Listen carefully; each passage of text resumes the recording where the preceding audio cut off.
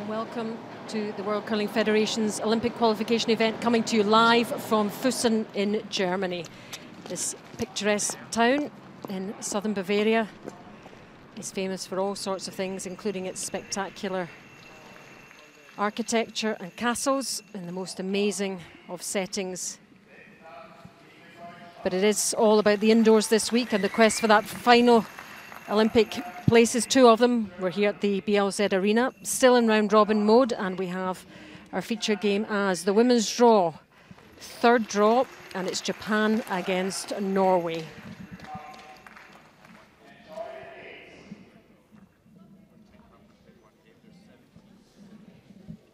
I'm delighted. Providing live commentary with me tonight is twice Winter Olympic participant Daniel Herberger from Germany. Welcome to Daniel.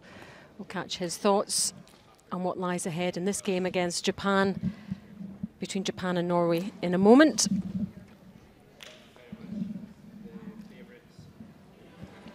But first of all, here are the teams. The lead for Japan.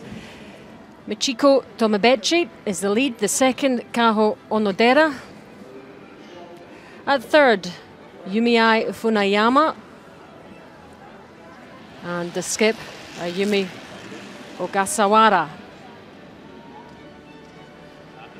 For Norway, the lead, Julie Skjær-Molnar. The second, Camilla Holt. Their third player is Annalene Skarsmoen. And the Norwegian skip, Marianne Rorvik.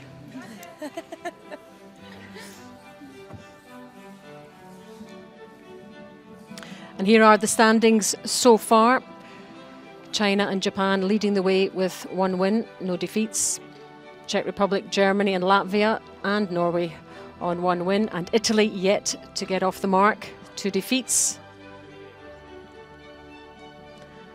And the other matches in the arena this evening, Latvia against Germany.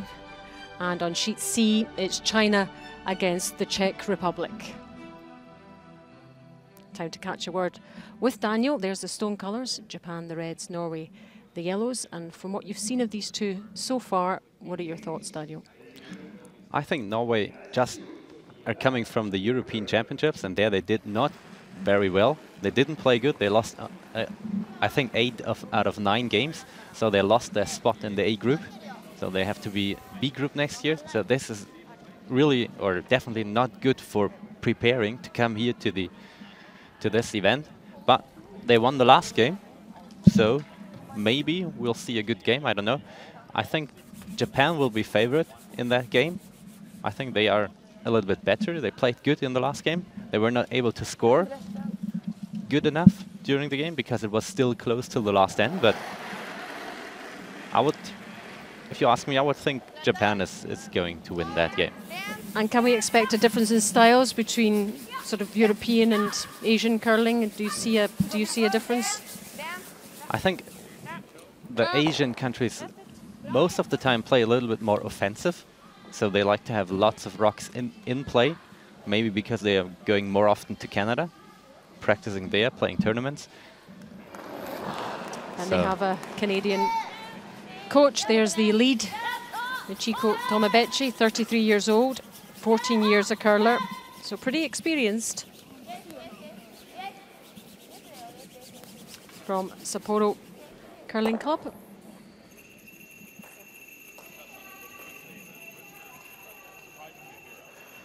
They won the bronze at the Pacific and Asia Curling Championships. There's Julie Skjær-Molnar. She's just 20, the lead for Norway.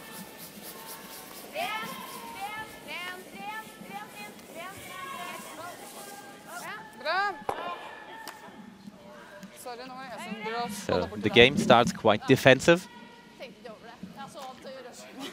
There we see what's happening in the rest of the arena. Another busy night. It's been an action-packed week. And most teams still pretty relaxed, but at this stage, as we see the second, Kaho Onodera, 22 years old. Teams really need to be making a bit of a push now, don't they, if they're going to be there or thereabouts at the end of the week.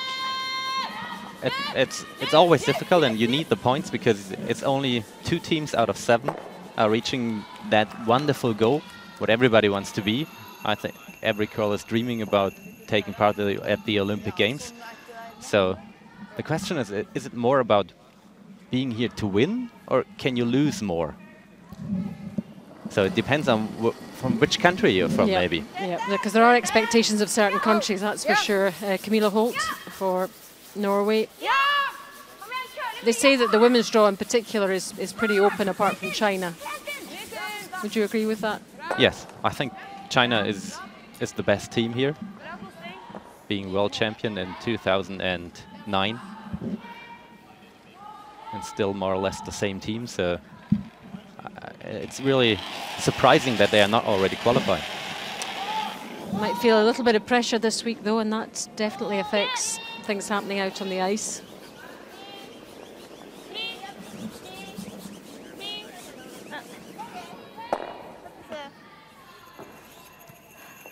So still getting a feel for things out there in this first end, Daniel. Rows of play, 6 ends minimum, 73 minutes for each team, and remember about the clock. Continue to run during the coach interaction. So both teams start really defensive. It's just a takeout play so far. And Norway has got the last rock advantage, so they're not willing to play guards and just look what Japan is doing. So as long as they play rocks in the house, takeout game will go on. This is Zumiai Funayama, 35 years old. So they're not a young team, they've got a good mixture there of youth and experience. She played in the World Juniors in 1996, so she's been involved in the world stage for quite some time. And she's also had 2 Winter Olympic Games experiences, so she knows what it's like. And just how big a thrill is it playing in the Olympic Games? It's wonderful. Olympic ice feels very, very good. So everything surrounding is unbelievable. Watching other sports, just being part of it. Opening ceremony, closing ceremony. It's a very good experience. So no wonder these guys want to be there. 2 places, remember, for both the men's and the women's teams. They want to be part of the big show in January, February next year. And it's another 4 years if you don't get there. Although you played in 2, didn't you, Daniel? So yes, I did. I played 2002 in Salt Lake City and 2010 in Vancouver. And both were excellent. I mean, Vancouver, playing in Canada, Olympic Games is bigger because you have a full arena from the first game to the last game. Whole crowd clapping and screaming, shouting. So it was really, really good. And Germany did reasonably well, didn't you? We ended up 6. Was that reasonably well, or? I mean, 6 is always okay because you win a couple of games, but it's if you're going to the Olympics, everybody dreams about winning medals. Yeah. Or if you're not dreaming about winning medals, you shouldn't be there. These guys are just dreaming about getting there at the moment, though, aren't they? And it's a long, hard road this week.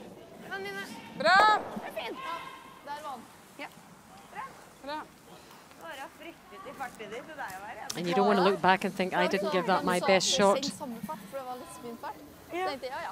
Both teams coming off the back of a win, though, so they'll be confident. Just need all that psychology, Daniel. It just gets you back on the track. They seem quite a relaxed, happy team. I guess you'll know them through curling. I think that's quite usual for Norwegian teams. I mean, if you look at Thomas Olsrud and his team, they are always very relaxed, very cool. And that's just how they play curling. Just how they are. This is the skip, the Japanese skip. Ayumi Ogasawara.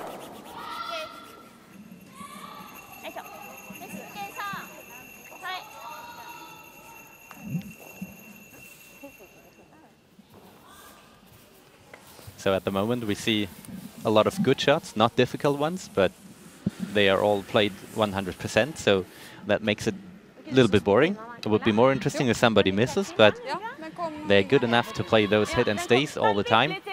So Norway is going to try to keep that advantage of the last rock and bring it to the second end.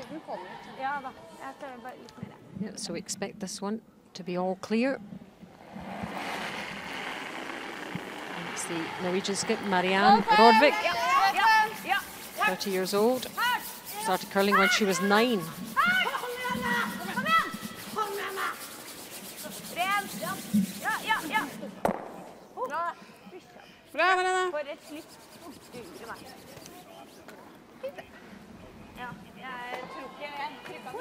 Nei, jeg skjønte det, ja. Jeg hadde tenkt å si husk slippet, siden så rakk jeg det ikke. Nei, det var derfor.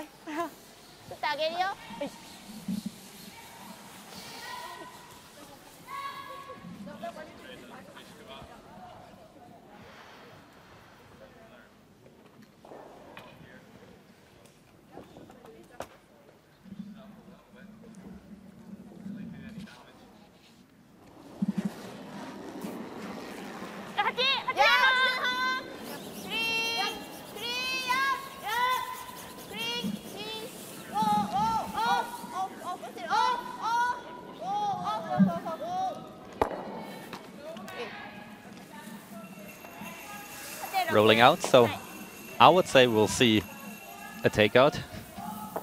Nothing to hit on, but still keeping the hammer for the second end. And you still have to remain concentrated for these shots, even though it seems fairly straightforward, don't you? Because you never know. There should not happen too much, because in case you fall, you can still push it to the border, to the side, just not always front. ways.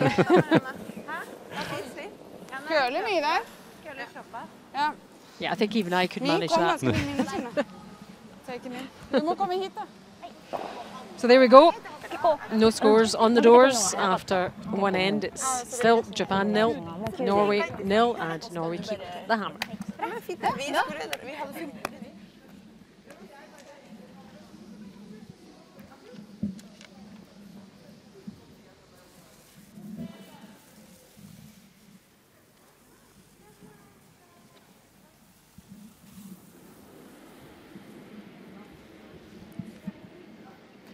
And we will keep you updated on the other 2 games that are happening this evening in the BLZ Arena. Women's draw 3. And it really is a wonderful facility here in Füssen. I think we've all been, those of us who are here for the first time, have been very impressed. It's a nice arena. They've got 3 ice sheets, and 1 is only used for curling. The small one, obviously, but the 2 big ones are mainly used for ice hockey and for ice skating. It's a real sports town, isn't it, with the skiing and various other winter sports. And in the summer, there's a lot of walking and hiking and cycling and all sorts. And the wonderful castles. The wonderful castles. We are working for the Bavarian Tourist Board. But I think lots of tourists already know, because when you come to Canada and they have got one picture in their mind of Bavaria, it's always the castle. It's true, it is true. And they are beautiful. Not that these guys have had much time for sightseeing, it's been all about what's been happening inside here. Full focus on getting as far up this standings as they can, so that they're in the mix at the end of the week. And you must have been quite young when you first played in the Olympics, were you? I think I was 27. Oh, you're not quite young. I was just thinking for lead player there for Norway, she's only 20. What an experience it would be for someone of that age. Not that I'm saying 27's old, but older. Slightly. So now, interesting, we see a slight tactic change, because Japan's still playing the first rock in the house, but Norway's not playing takeouts anymore. They started with the corner guard. So that gives now Japan the chance to play a guard in front of their own rock. So in the second, we will for sure see more rocks in play.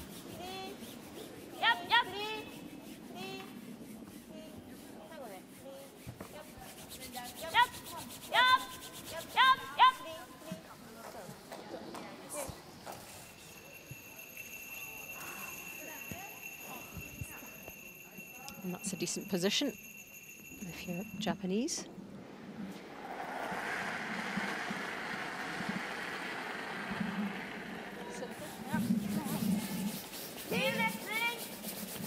Julien Molnar playing her second stone in the second end.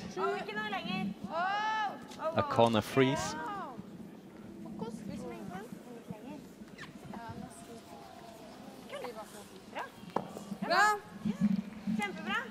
Very well played.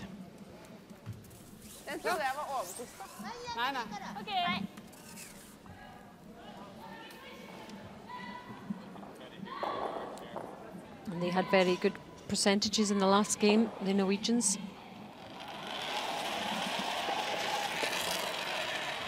This is only Japan's second game,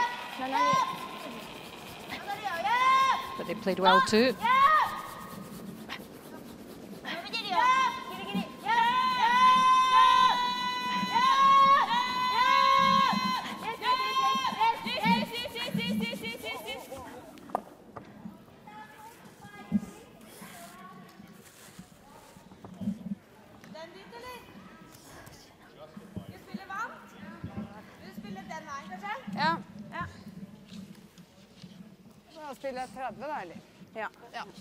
So Norway's not trying to get the shot rock. They're concentrating on the one that Japan just played.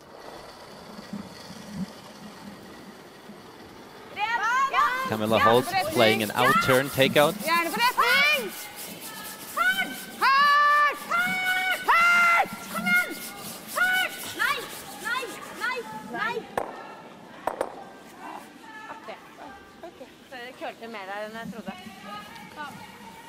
Curled a little bit too much.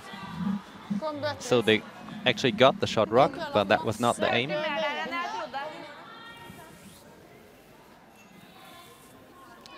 And that gives Japan the chance maybe to play an open hit, roll to the open side with the takeout, because the one they have got on the left, edging the forefoot, is half hidden behind the guard. And that looks like the indication from the skip.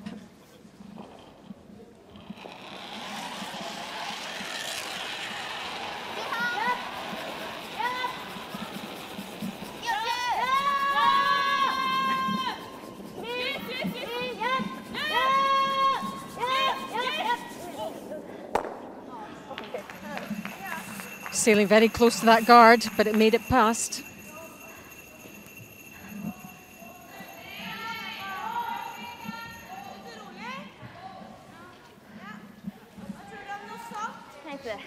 And she even called not to sweep during it was running, so good decision, good eye. Yeah, I don't think many of us who don't play at this kind of level really can grasp sometimes the level of accuracy and expertise of these players. Until now. It does sometimes happen. Of course. Because without mistakes, it would be also boring if everybody will play 100%. Indeed. We would not need triple takeouts. So mistakes definitely help the game and definitely make it more entertaining. And there's so many variables, the ice and all sorts of things that can happen.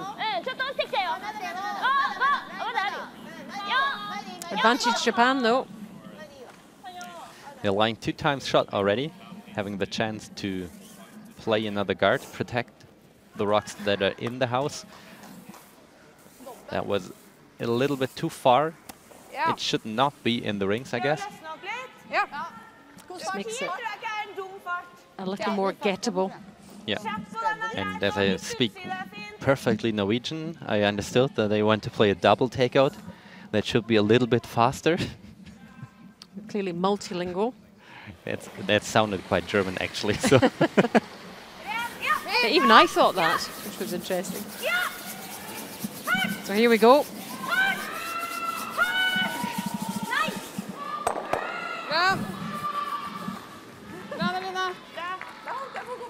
Nicely done.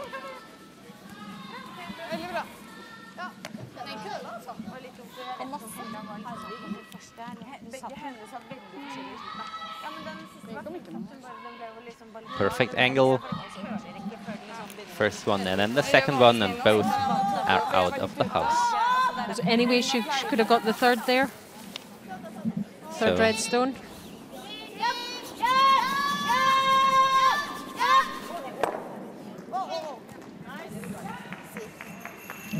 very good roll. Just tucks itself in nicely behind that other guard. Just asking a few questions of the Norway team here.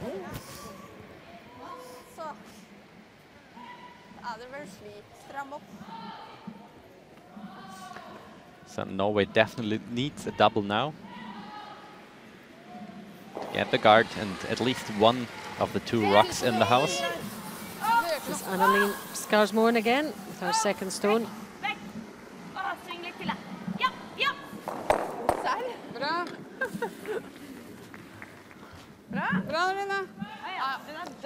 Well played, but the shooter's still in the way, so Japan has a good chance to draw around that yellow guard to light 2 times shot.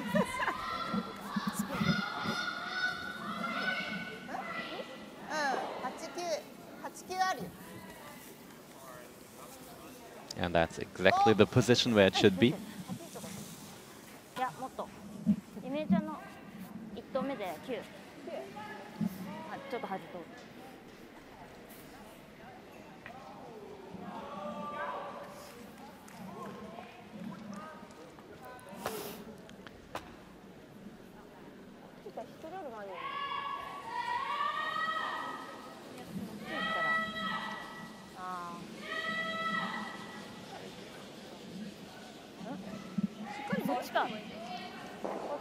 Thinking about if the decision was right, what they want to play.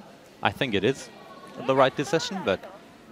Just having another little look at it, though, just to make absolutely sure.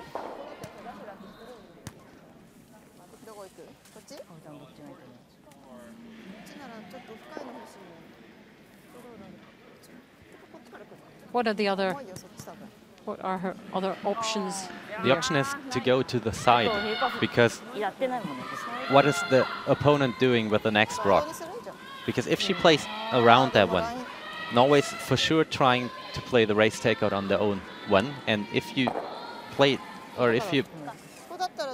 it somewhere there, it's easier to get the double.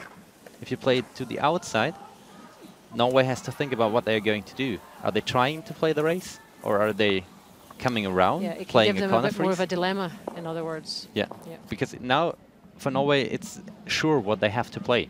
There's no doubt about it.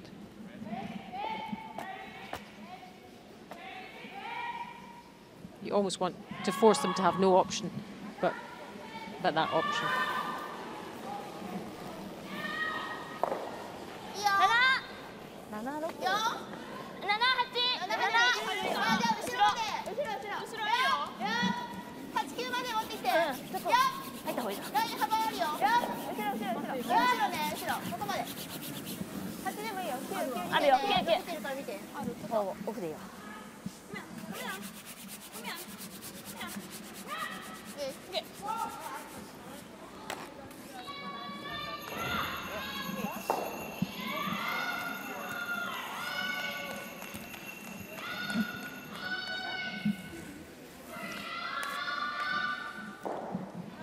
So because it did not end up front in the 12-foot, Norway's not playing the race takeout, so they're trying to get around, but there's not a lot of space to have a real good position for that shot. Yep, they're a bit limited. En sånn skråfrys på den og ligge toer ikke krise det heller. They need to be pretty accurate here.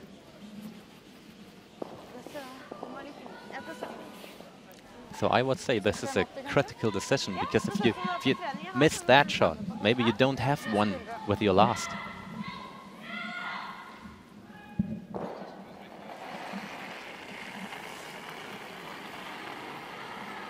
Oi, den løs. 85. Rolig! Ja, den rolig. Kom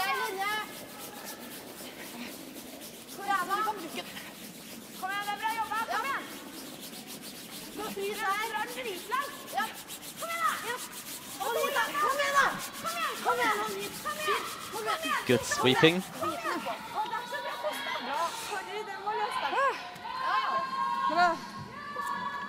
They burned off a few calories there. Working hard, the girls. Stretching that stone out and also affecting the pathway.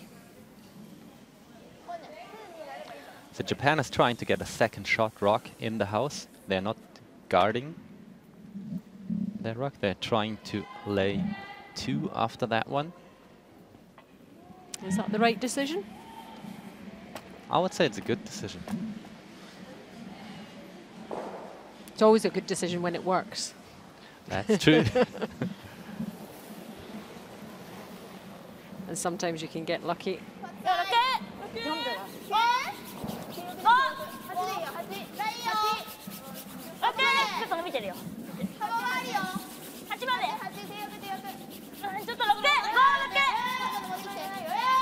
So now you can put that stone on every position, but don't give the opponent a double takeout. So it's okay, but it's not really good, because it's open. We can see it from here. With a hit and stay, Norway can score 1. Can Norway score any more than 1 here? No, I don't think so. There's no double possible.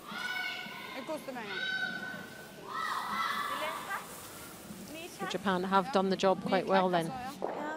Husk at det køler den veien her da. Hvor mye is har vi på dragning, ikke sant? Ja, det er det dobbelte.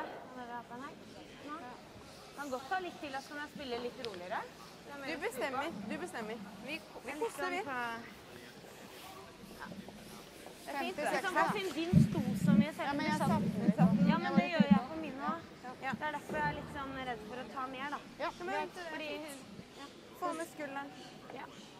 So last rock for Norway in the second end. A hit and stay to save the end and score 1. Vann! Vann! Vann! Vann! Vær med! Nei. Helt vekk! Vær med! Vær med! Bra, Marianne! And well executed by Marianne Rorvik. A little smile. And Norway off the mark in that second end. After 2, Japan 0, Norway 1. Det pleier å bli sånn.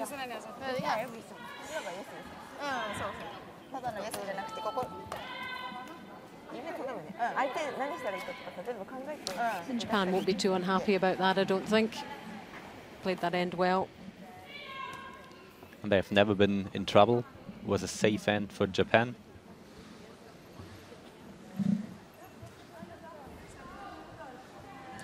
See a few German flags around the arena, a few Japanese ones as well.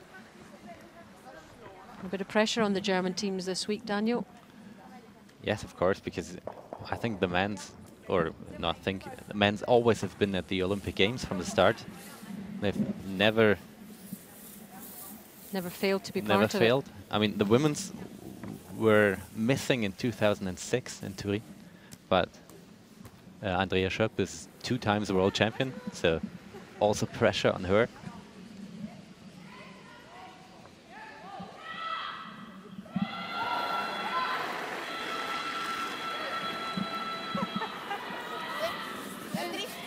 Germany have just the 1 win so far in the women's. The same as Japan and Norway, our feature game in this third end live coverage of the Olympic qualification event 2013. This is the round robin. Game 3 for Norway, game 2 for Japan.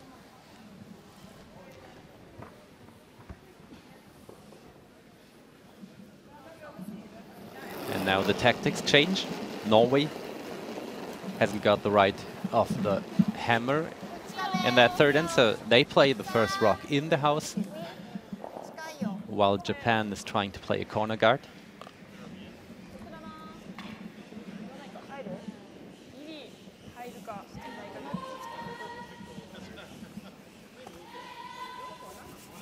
Well, we were just talking about Andrea Schopp and Germany there, and Latvia took an early lead, 2-0. We're in the second end, and here is the German skip, Andrea Schopp, And with the last stone, Daniel. Yes, and she has got the chance to score too. She needs a soft takeout.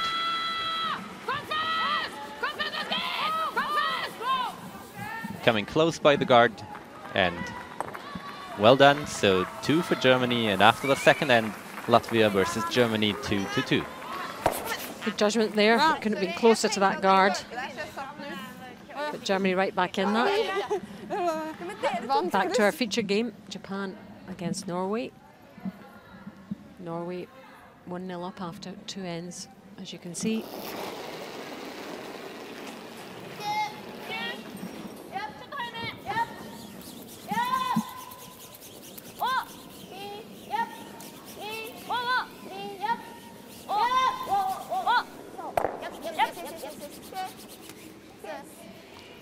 I guess they were hoping to get a little more roll in that one. Get a bit of protection.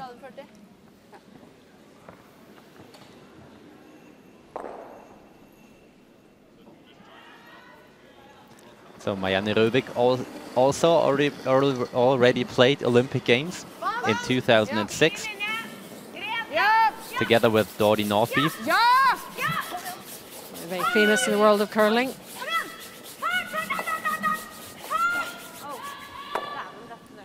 And it is quite an incentive for players, that's for sure. A good mixture of youth and experience in this team, Norwegian team then.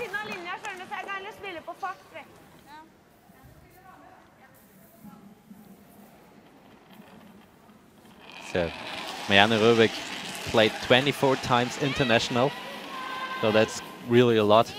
I mean, she did not skip too many of those where she played, but she's got a lot of experience. She first played in the World Junior Championships in 1997. And she played 9 World Junior Championships. This is really hard to make, because you must be really young when you start. She must have been very young. She was born in 1983 and played in her first in 1997. So she was only, my maths isn't very good, but she was very young. She must love the sport of curling, to keep going that long. And I know she's engaged to another curler, so I'm sure the children will be amazing curlers as well.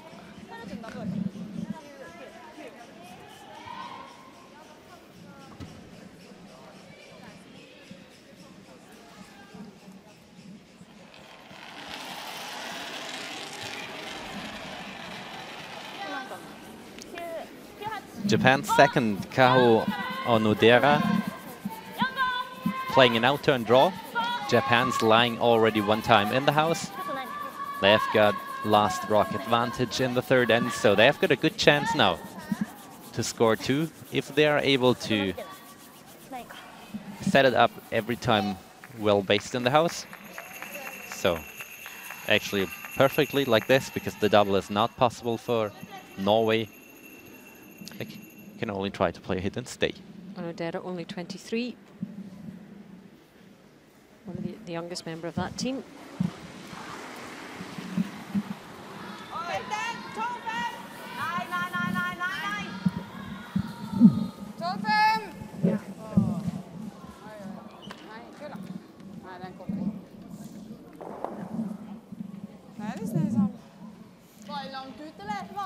And what about our other game in the arena? China against the Czech Republic. Let's take a look on sheet C. You can see China 1-0 up. We're in the second end. And we have got Anna Kubashkova playing an in-turn takeout with his last shot. China's lying at the moment in the house, half hidden. And she needs that one to level the game. I think she would have liked to roll out to keep the hammer, but it didn't work out. But so at least one. They've leveled things up. 1-1 after 2. And no teams in this women's draw so far absolutely running away with it yet. Although Italy have found the going a little hard. A couple of games played for the Italians and no wins as yet. So as Norway missed the takeout, Japan used the chance to lie 3 with a draw. But the position gives Norway the chance to play a double takeout. And it's Annelien Skarsmoen that's going to, hopefully from her point of view, execute the shot.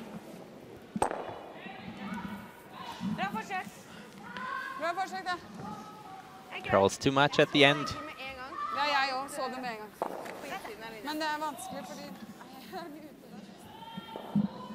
And the angles are getting worse for Norway. Japan is able to play a perfect hit and stay there. The double takeout is by far more difficult than it was before. Japan seemed to me just to be playing a little more confidently, pushing the game to Norway.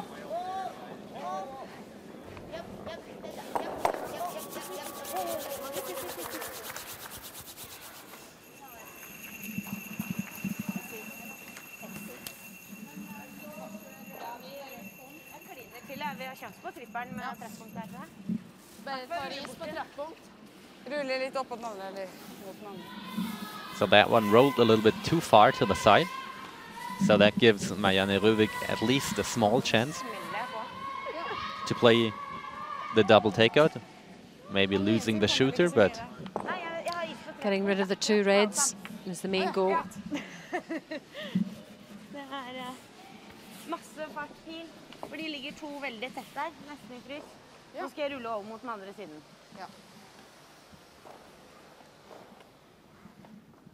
She composes herself, focuses. Ja, med! Sving litt til, da. Snapp. Mer tøffere klart på. She kind of knew, didn't she?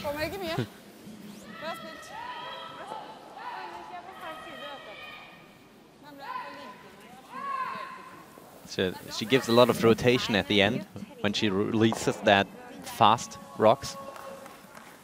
So too much rotation then? Maybe, because then the rocks do not have the chance to curl a lot.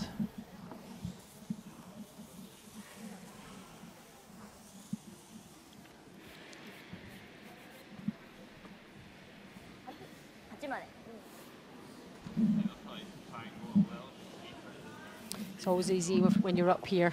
I'm winning every game when I'm up here. I've never lost so far.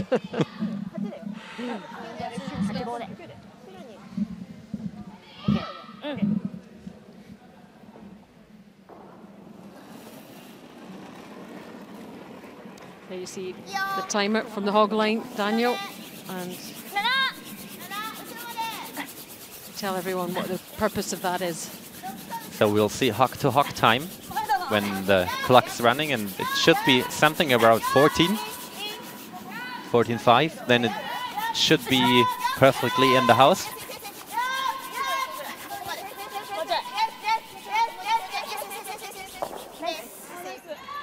Very good shot, good position. And the swooping, of course, can add those extra feet as well and get it into the exact position that they want it to be in. Smiles from the Japanese girls. They're in a good position in this end, aren't they? They're in a very good position. Norway thinks about playing a takeout on their own one, but maybe just try the other double. Playing on the right one would be the easier shot, because you just have to avoid somehow that Japan is not getting 3.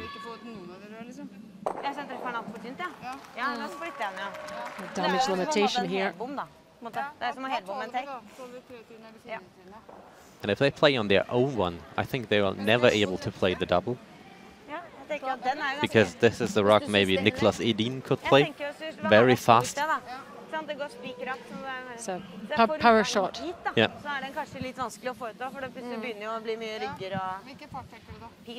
I don't think Niklas is here to play the shot. No, he is already qualified. Yes, all those teams that are already through, I'm sure, are watching this, thinking, we're glad we're not involved in this. They'll be focusing on their training and focusing on medals in Sochi. I was about to say sitting up with their feet up smoking a cigar, but perhaps not. I think they are already in Canada playing some big tournaments.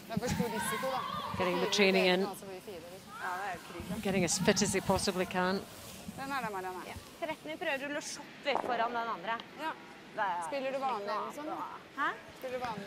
So they changed their mind, they're not playing on their own rock.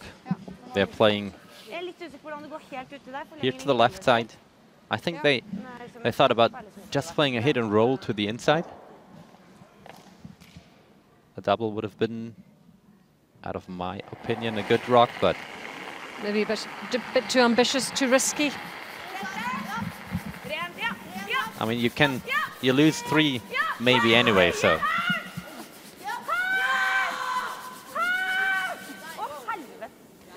And that definitely wasn't the plan. Very disappointed with that shot and annoyed with herself. After all that chat. Just a misjudgment, isn't it? I don't know. I think they wanted to play the roll to the inside, but I've got no idea if it was not enough ice or not a good release. She didn't seem too unhappy with the release at the time. But anyway, it's all there for Japan now. Last stone of this third end from Ogasawara.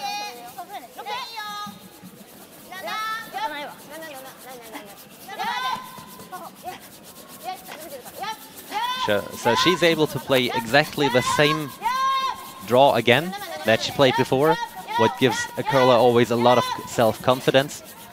And she makes it perfectly, so 4 for Japan. Yep, handed to her really on a plate by Norway. That is a big, big score for Japan and puts them in a very, very commanding position after 3 ends.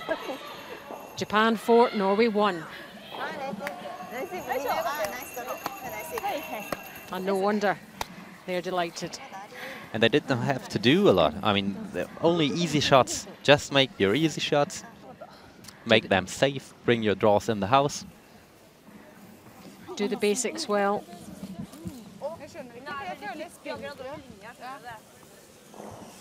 Just grabbing a quick bite, get some energy levels raised.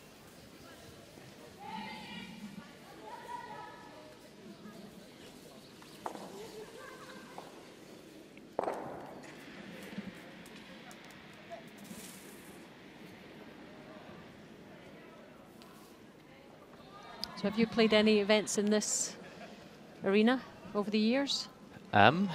Yes, Füssen used to have a good tournament with about 40 teams, and this was always played in here. And I can tell you the ice is really perfect in here because it's the concrete is very leveled, so it's very easy to make good ice. They certainly look as if they made a good job of it here for this event, this Olympic qualification event, first ever of its kind.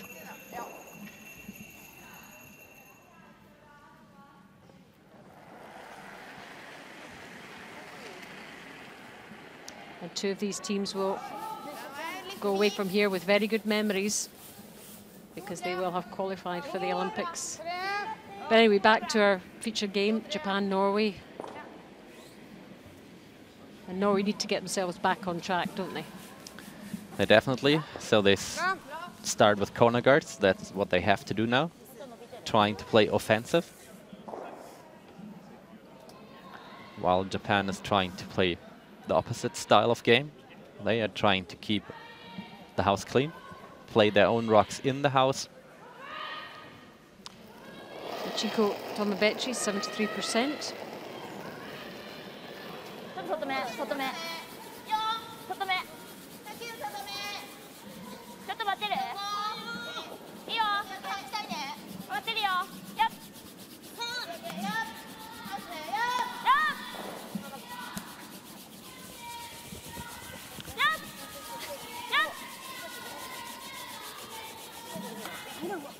Just try to get it as close as possible.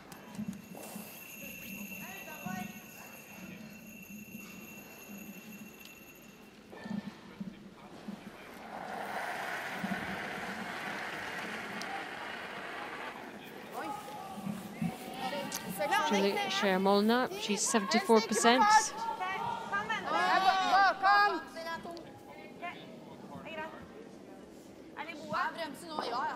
Normally you would expect at this level for them to be in the 80s, would you not? In terms of their percentage accuracy. And yeah, lead always needs to have more percentage than the rest of the team because the things that the rocks you play are a little bit more easier.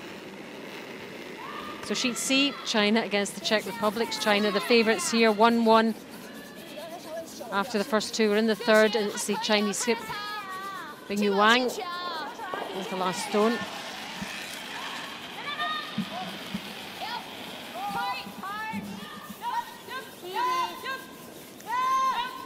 And they have got the chance to score two, perfectly played. So 2 for China, and after the third end, a lead 3-1 against Czech.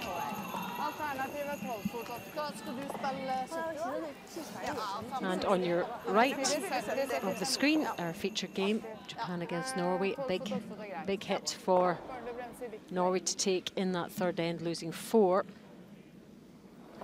And really need to find something in this end, get back in the game.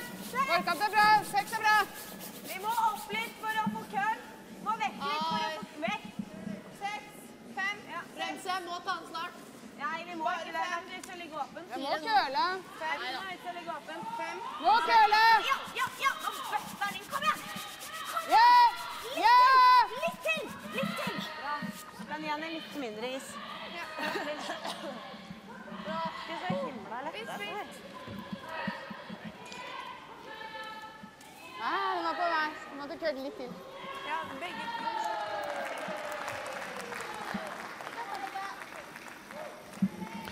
So now the question is to go directly to the yellow one and pass the guard quite close so that you do not hit the yellow one on your own one. And the other chance would have been just to go on the guard, hit the guard with a race takeout on the right side and push that one back. Well, she's been playing quite well, so she might fancy the more difficult of the two options. So let's see.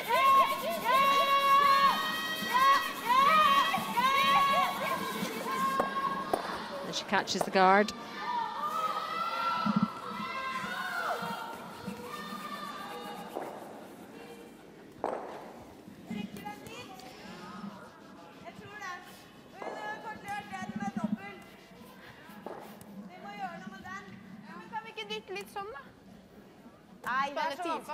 Wasn't the worst outcome. Ja, 10 fart. Ja, gir deg bitte litt mindre is, samme fart. Ja, hva sa hun? Du får litt mindre is og spill samme fart. Ja, hva hadde du på klokka? 75. So most of the teams now think you have to get another rock in the middle of the house. I mean, like what Camilla Holt now has to play. Another intern trying to play the freeze there.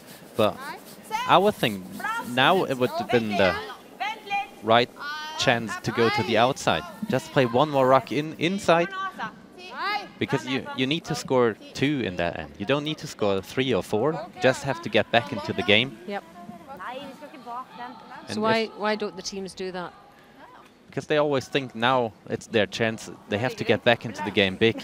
They have to get 3. But now they set it up for a double or even a triple takeout. I think that makes it more easier for the opponent. So it's almost a panic measure, isn't it, to try and stem the flow of... You can just be patient and just, you know... Just try to get 2. Yumi Funayama, she's 78%, the Japanese third.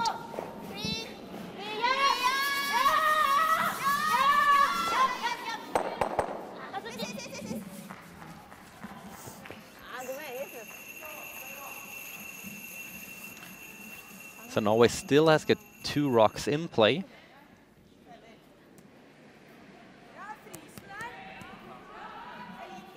Not quite as effective as she would have wanted.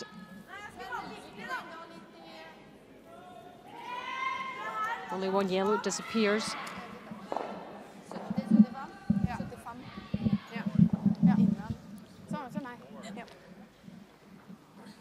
So that gives Norway a chance to play a freeze.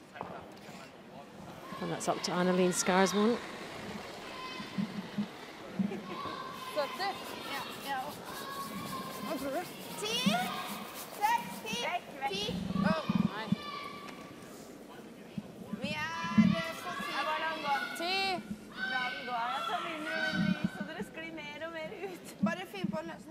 Seems to be outside.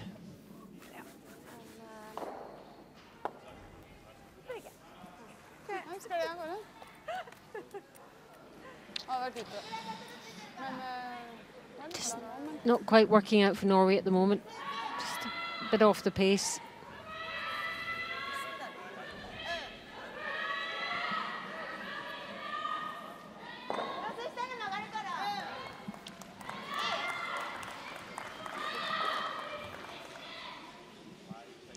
Good chance now for Yumi Funayama to play the double takeout.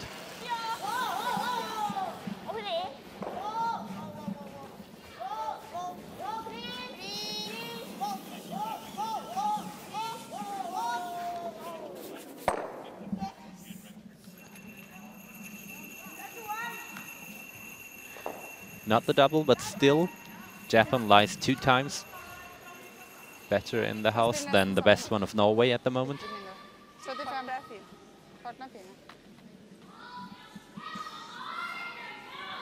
But still, good chances for Norway for a freeze. A lot of rocks behind the T-line. Always helps the opponent.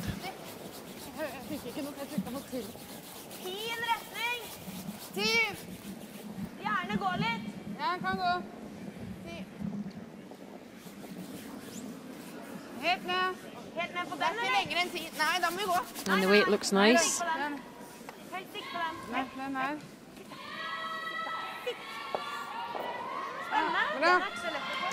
Good position.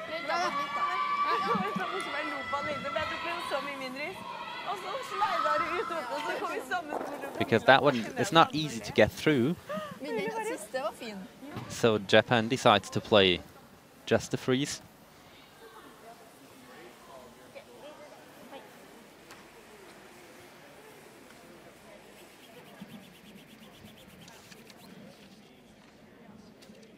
Would say that the takeout is really not possible at the moment. Let's check on sheet B. Latvia against Germany. 3-2 Latvia, 4th end. And Andrea Schaap has got the chance to score 2 with her last rock in the 4th end. She's playing an out-turn takeout. Needs to stay with the shooter in the house.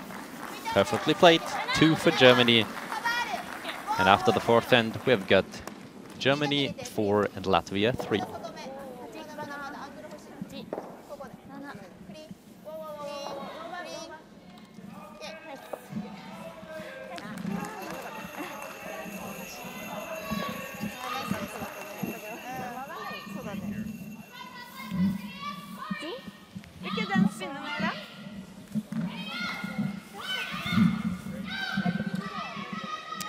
players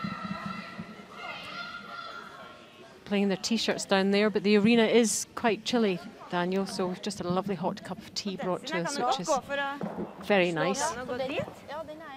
Keep us chatting, keep us warm. A lot of stones in play there. What are they looking at? They have got a good chance with a straight takeout to get all Japanese rocks out because they're perfectly lined up. You just have to hit the first one really straight with a lot of speed, and then the yellow one will put the red one left out and will go back to the one behind. So you can lie 3 after that shot. And it's not a difficult one. Just straight, a straight hit.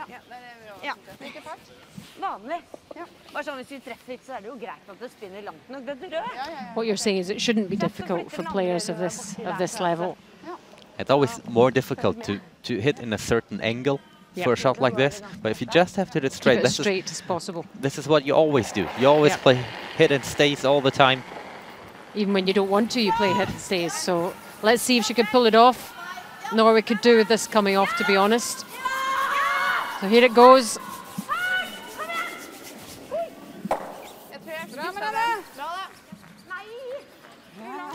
Nai. I think I know what that means. So what went wrong here? Well, apart from obviously not connecting in the right place.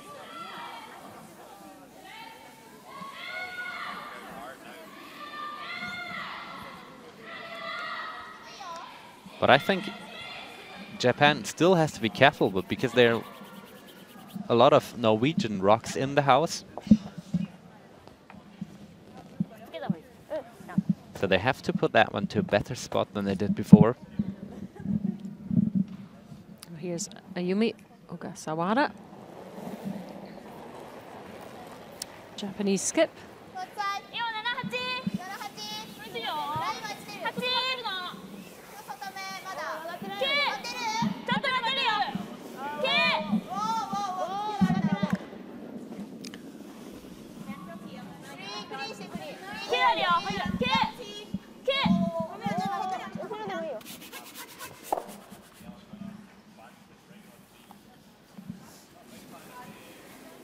So I would say now the chance is there to score 3.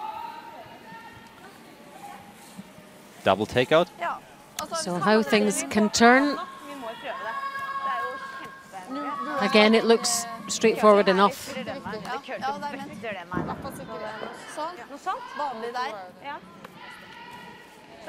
But really important she makes it. She changes the turn.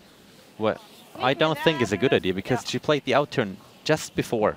And it ended up exactly at the spot where she has to hit that one now. So I think it's difficult to change the turn when you just played the other one before. Surely that should stick in our mind.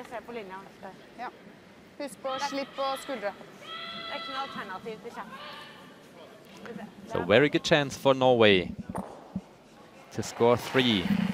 So remember Norway, the yellow stones, Japan, the reds as it approaches the house. Last stone.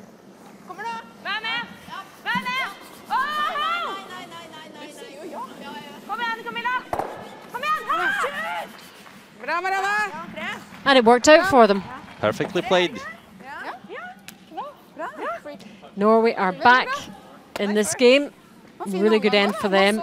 It did ebb and flow with each shot, but they pulled level after 4. It's now Japan 4, Norway 4.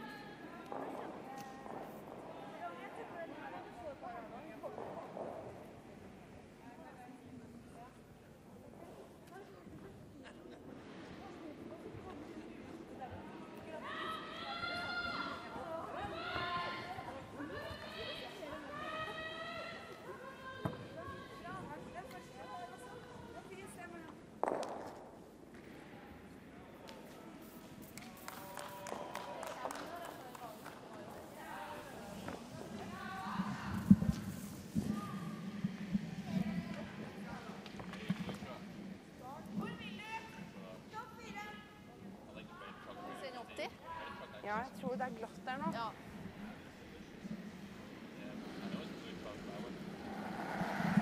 So we're into this fifth end of our featured game between Japan and Norway. The World Curling Federation Olympic qualification event 2013. Round robin action between 7 women's teams, all vying for those 2 places at the Winter Olympic Games next year. And this match all tied up now at 4-4. And interesting again is when you look at the statistics, so the team statistic, Japan has got 80% and Norway only playing 65, but the score is leveled. So maybe the tactic of Japan was not very good last end. Yep, that's brought the stats down for them. How much do you read into stats anyway? How are you about statistics and percentages? And I mean, you get an idea which team is playing better.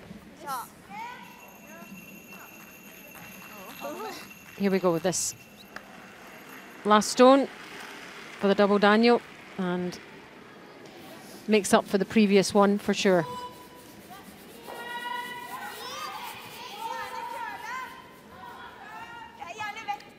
Yep. Curling is like always, you need to make the shots at the right moment. I mean, it does not matter if you lose 2 or 3 shots before. If you make that one for 3, if you get the chance, you have to make it. You're relying on your opponents making mistakes, so to give you another opportunity, and generally that, well, it does happen. So they're setting up this end nicely as well.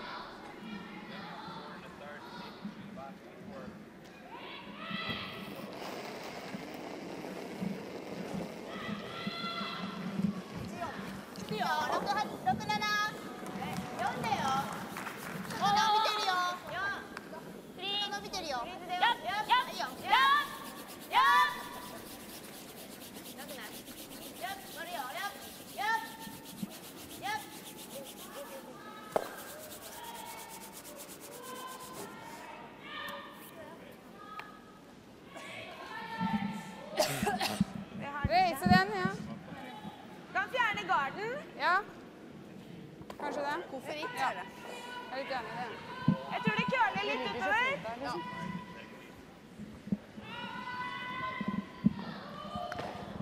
Norway is playing a hit on the corner guard.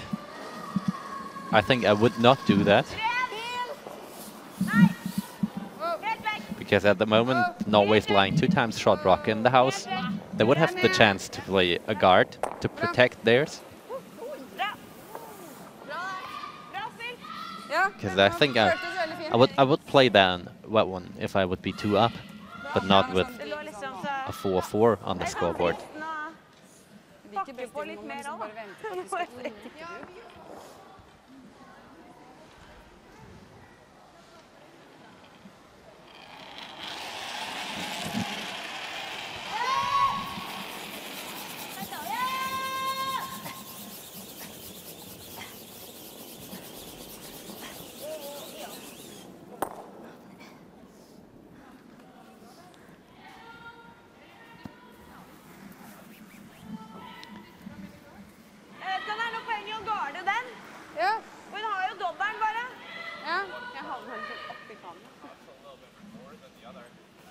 Jeg synes det var garden der. Da blir dragninga hit, da.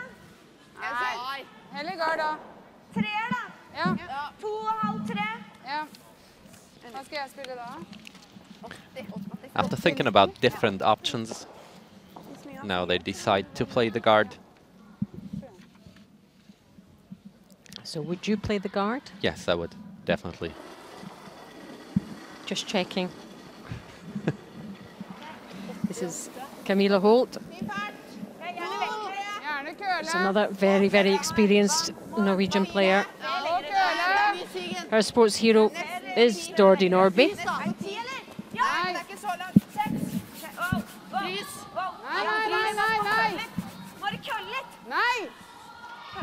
And she's also played Camilla in 2 Winter Olympics. Finished 4th in 2006 Norway and 7th in 2002. And they've invested a lot of money in curling in Norway, and the men's team in particular doing very well indeed. But not at the ladies at the moment, because after Dorinope stopped playing, because she was so dominant during the last 20 years maybe, it was hard for every other team to get to international level. Close, yeah. And that's the same in the German women too. But that's not a problem, because Andrea is going to play for the next 10 years.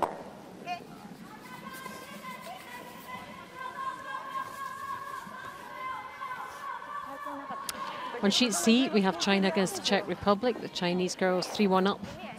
We're in the 4th end. And Kubeshkova needs a draw. China's lying in the house better than the Czech rocks. Yeah.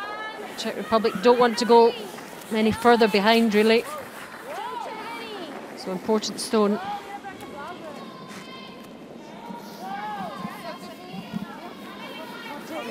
That one is pretty fast. So we see 2 red ones lying better than yellow, and this one is going right through. So it means 2 for China, and the result after the 4th end means 5 for China and 4 for the Czech Republic. And Czechs will have to try and find a way back there.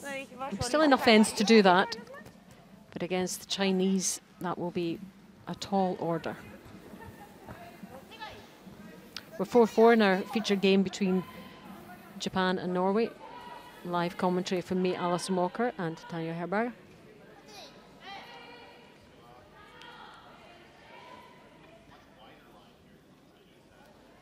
So we see 3 Norwegian rocks in the house. But Japan has got the right of the hammer in the 5th end. And that's a great view of the line there coming down, Daniel, just to see how it's curling. That looks pretty straight. Perfect double.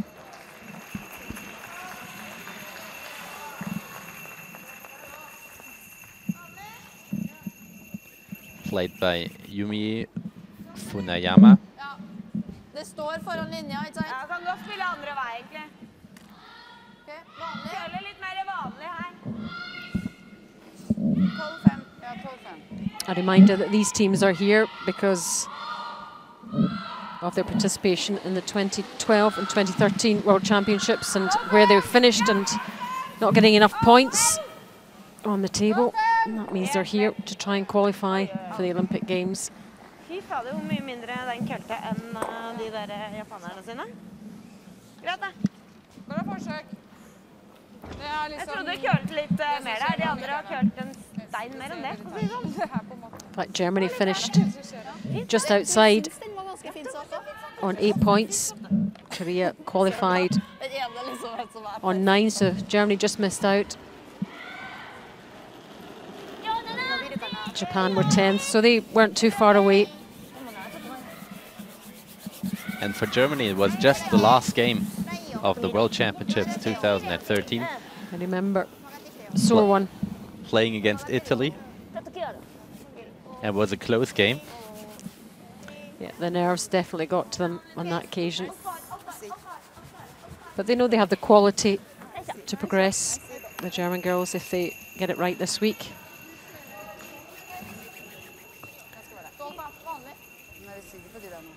So now that end changed totally because of that double of the Japanese 3rd.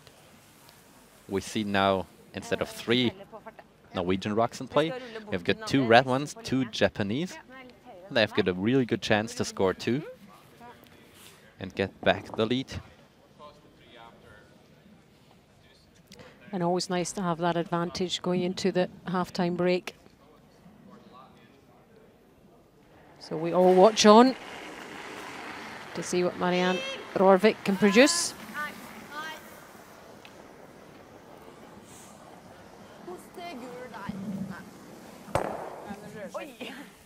Hitting perfectly on the nose. That's as much as she could do, really.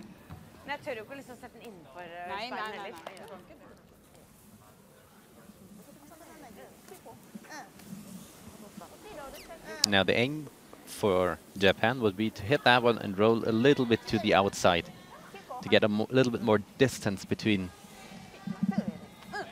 the two Japanese rocks.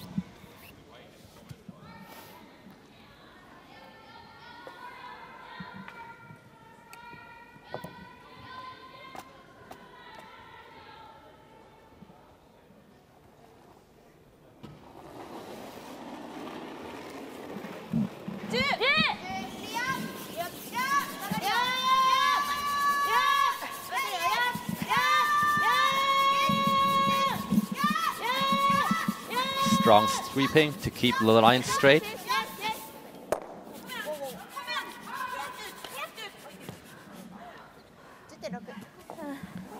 So, no chance to get 2. Only 1 rock left. But that is a missed opportunity for Japan. She knows that she should have done better there.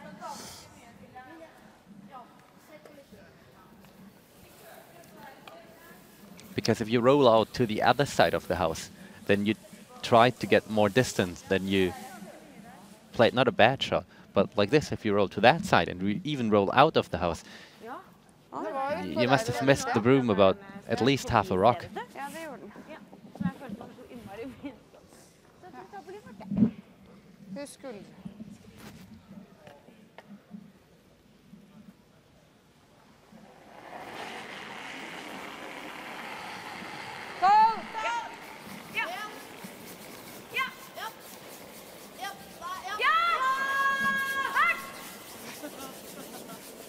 Bra.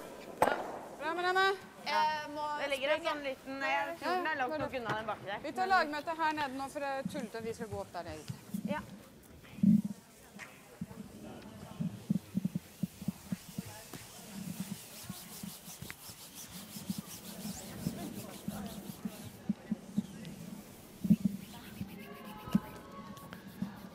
So now Japan's trying to play appealing takeout.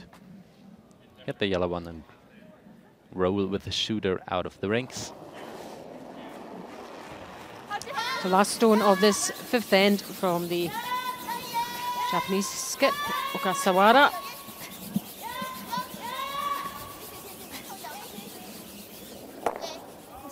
And out they both go, so that means they've blanked the end. All potential of any more points and shots was gone, so they've blanked the end, they've kept the hammer, and after 5, going into the break, it's Japan 4, Norway 4. For vi lå jo 3 når jeg skulle begynne på garden. Da lå vi 2 etterpå, før Anneline så lå vi 2.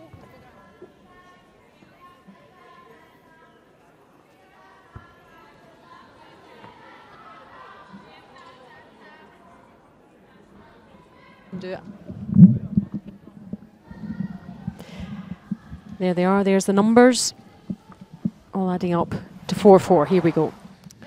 We see the second end. So Japan is lying 2 times at the moment in the 4-foot. Marianne Røvik having a soft in-turn takeout to score 1 and save then. Perfectly played. So 1 for Norway after the second end. In the third end, a lot of misses by Norway. So Ayumi Ogasawara has got a draw for 4. Perfectly played. We see 4 red rocks in the house. That means a 4-1 lead after the third end. But in the fourth end, Norway is coming back into the game. They have got a chance with a double takeout to score 3.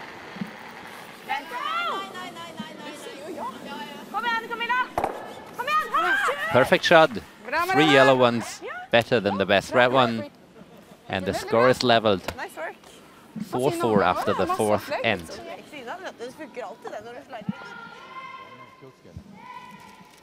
And that is the situation going into the break. The Japanese having a chat with their coach and support team, having a bite to eat, discussing what will they be saying to each other. What will the coach be saying to them, do you think? I think he's going to say that they are playing good. They are playing better than the opponents. They just have to use their chances better. Nothing too much to worry about. Here's the other games in the arena.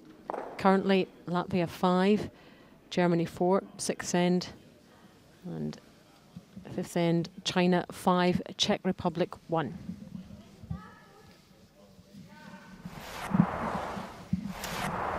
Latvia, Germany, first of all, in this 5th end.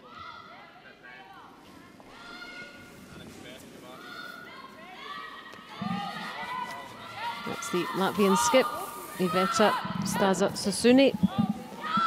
Last stone.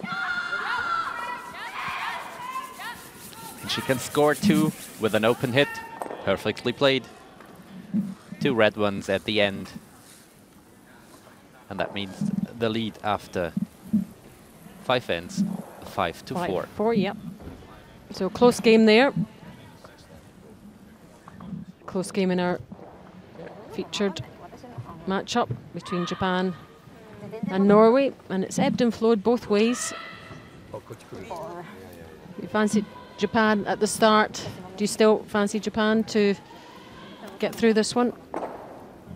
I think they can manage. Certainly get a lot of attention, the Japanese players, the men's and the women's players, don't they? They are fanatical about the curling in Japan now.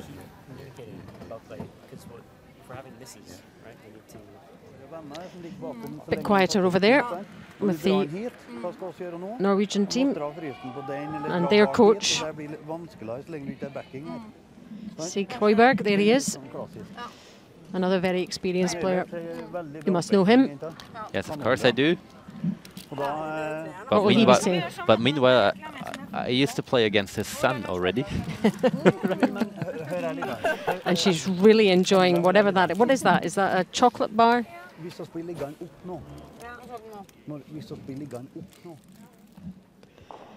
Anyway, there's the stats after the first 5 ends. And a mixture of percentages there. We talked about stats before, Daniel, and they're not too far apart except on those draws. All adds up to 4-4, which, if it's 4-4, you'd expect the teams to be fairly even in terms of the different shots, etc. This is the BLZ Arena in Füssen in Germany, if you're just joining us. Live coverage of the World Curling Federation Olympic qualification event 2013. It's been a busy week so far. And it's going to get more and more tense towards the end of the week with the world round robin stages. This is our matchup in draw 3 for the women. The 2 big numbers there in the 3rd and the 4th ends.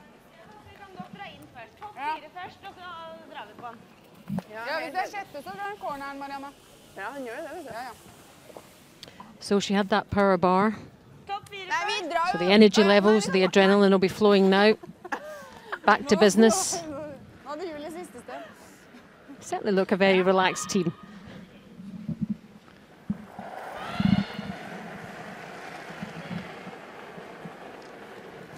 So Julie Molnar opening the 6th end for Norway.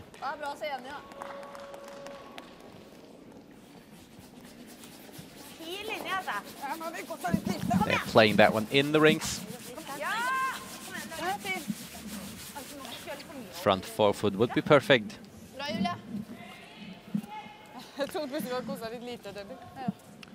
Because they thought Japan is playing corner guard after that, but they won't.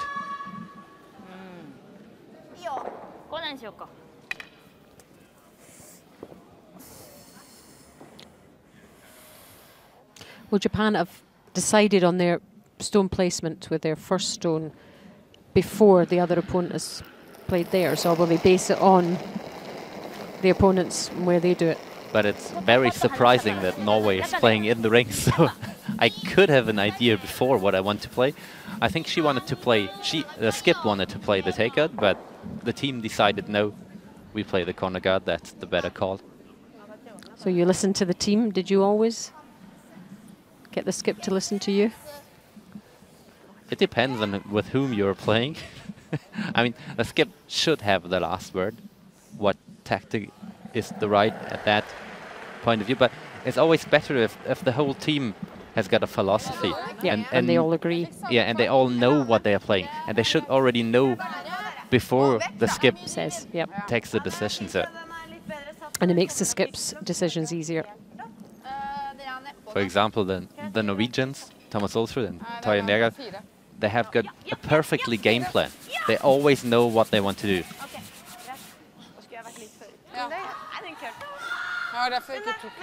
And Julie Skjer-Molnar has been playing very well in this game. 95% the Norwegian lead.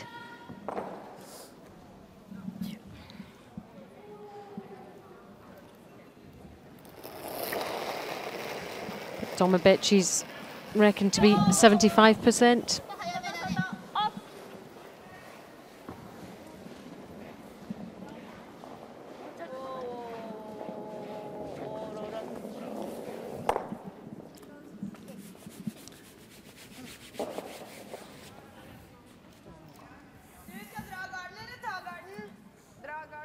Ja, vi drar gard. Jeg er enig.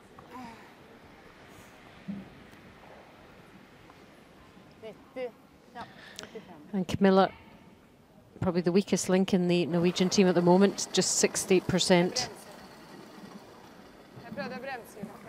Ja, 80, ja. Ja, jeg bremset. 3. La den gå. 3. Er den bare 3? Nei, men jeg ser litt mer ut som et 4. The plan is to play a guard Nei! to protect your own rock in the house. Nei! Vær med helt på slutten. Nei! Nei! Ikke rør nå. Ja, ja. Men Very good line. Perfectly played. Bra. Bra, Camilla. So that should help her stats. Vær forsiktig, den kommer til å køle over. Ok. Og så sier du, vær med, vær med. Dere drakk jo bort. Race takeout for KH og Nordera.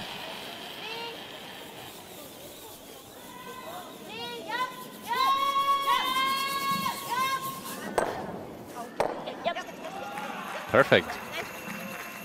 Nicely played by Japan. Crowd enjoying that one. It's always good when it works, isn't it? Good feeling. Looks good on television. I'm sure she was doing that just for the cameras. Your every shot is monitored in every single way and taken apart, but also praised when it's particularly good. Stoppe mye. 6. Nei! Jeg må køle masse. Vent litt. Do you remember your best ever shot, the one that you were most proud of? That's a good question. Most momentous, most significant? Once I played skip in World Juniors against Canada in the semi-final. I had a race takeout to win the game with the last shot, and if you make that one, that's really feels good. And you did. And I made it.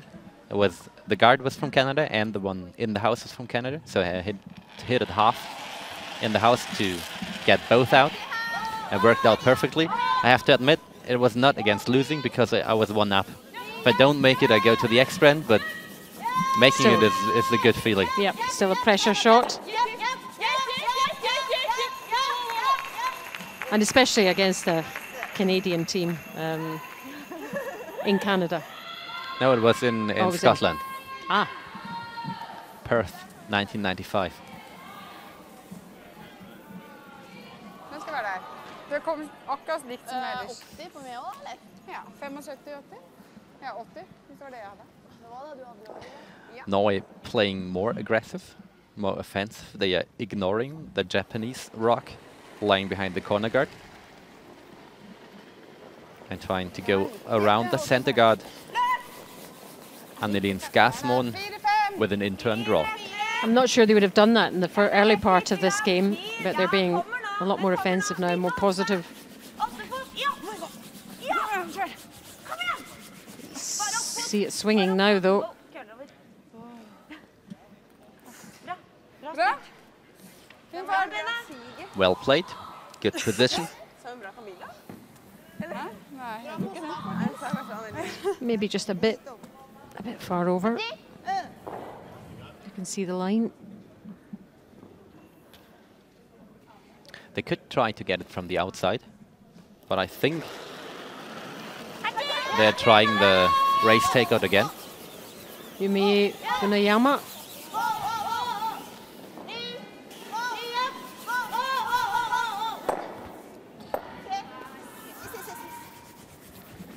Good enough. Yep, there's more than one way to achieve your objective.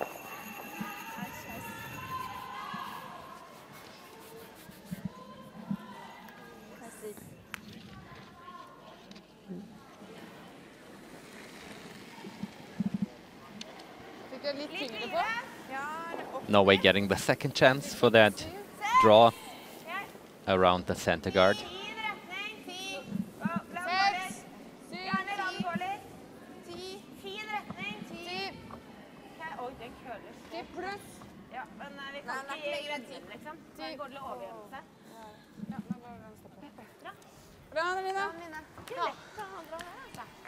Ends up very good in front of the T-line, so does not give Japan the chance to play a freeze.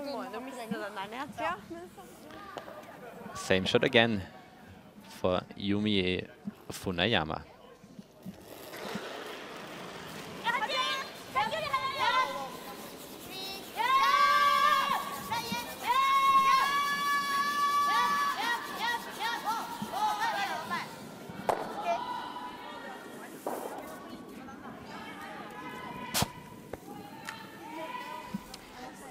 Yumiya, also a very good skater, so she's good on ice everywhere, basically. She could have been a figure skater, but she became a curler. Ja. Gjerne på linje med den andre, altså. Men kører du så mye den veien når du kører så mye den veien? Ja, det der jeg tisser på gardene dine. So now Norway's not playing another guard. Jeg vet ikke, men det ikke noe... They decide to play the next one in the house. A corner freeze on the red one on the Japanese rock. Nei. Det ikke... Vi skal bare på linje. There you see the green lights flashing, 8 fot. 8 fot, gjerne på linje med den andre. which means all okay. Det liksom full 8. Ja. Type. 80. Det 80 utover der? 80, 90. And the stone has to be released before that red line, the hog line. Det grei linje. Var det 80, ja? 10. Ok. 10. Kom bak hit da. Vi der. Ok. Den bak. Dit. Ja, bak er greit, du bare henger opp mot. Ikke røre. Du må henge opp fot. Stopp da.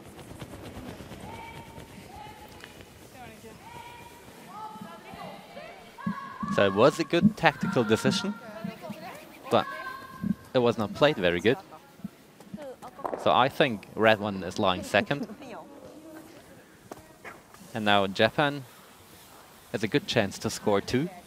They need 2 times a nose hit. First rock by Ayumi Ogazawara. Your Japanese is good. It's good. It's getting better. Arigato. I think I know about 4 words in Japanese. That's it. Have you used any of them? Arigato is good. Oh, okay. What does that mean? Thank you. Oh, right. So Yumi Ogasawara, the skip, she's 83%. She's been playing well. Let's see what she can come up with here for Japan.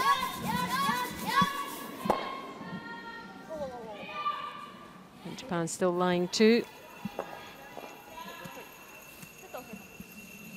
Skal du spille utenfra, eller? Ja, det vil jeg tro. Ser nok til vant utenfra? Ja. Ja, gud av meg. Men der står det litt. Ja, så vi kan koste en kjapp er også greit, altså. Vi må ikke rulle. Nei. Kjapp er greit. Så rulle. Der. Tror du så mye? Ingen vei å rulle. Ser ut som du skal spille vann. Nei. Jeg tror det står ganske, ja, Sånn. ikke noe mer. For der køler det litt sånn. Ja, jeg tror nok det er vann. Det er der det står ganske mye, ikke sant? Ja. Vant tenkte jeg å spille. Ja. Kjapp. Det har på en måte stått. So Norway just trying Ja, to men ikke så langt uti der, tror jeg. Stop. Dragningen har jo ikke kommet opp før. Japan. Kjapp eller litt utside? Get more than one. Kan godt ta litt utside og rulle bak. Det er jo morsomt, må gjøre litt vanskeligere stein. Ja. So I would say they're trying to play a hit and roll behind the corner guard. There's not a lot of space to roll to still be better in the house than the Japanese rock. Mann pluss!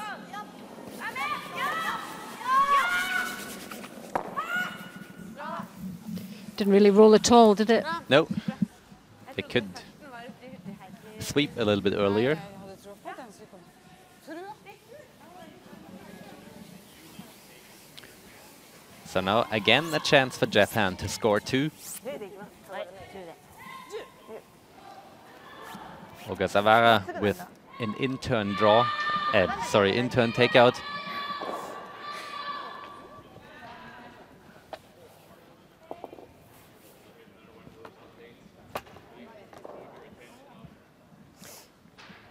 I think she has missed one of these before, hasn't she?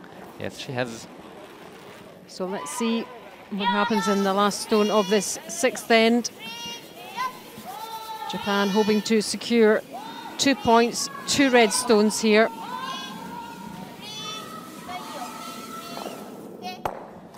Perfect. Yep, no mistake this time. It is the other red that counts also. And it's 2 for Japan. Nicely played by the Japanese skip.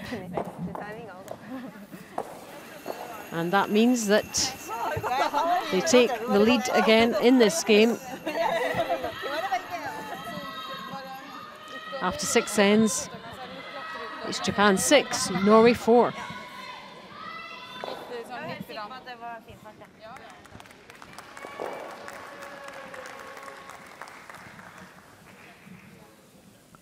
So Norway was already able to get back into the game one time. We'll see if they get the chance again. But having done it before, it always gives you the confidence to bite back, doesn't it? You know that's how it works in curling. Well, What's the biggest deficit you've ever made up? Maybe I'm asking you all these difficult questions. Your biggest moment? A long time ago. So it was, I think we were 6-0 down and won about After 8-7 after, I think already after 3 ends. you were 6 down. Gosh, psychologically that must have been sore. Yeah, well, and we were able always to steal one. No, it was no big house that we came back. So we you chipped away at it. Yeah. Yeah. So we still won in the 10th and we still won in the extra end. It shows what is possible in this game, but it is only 2 shots that the Norwegians are behind here. And they've been very positive since they came back after the break.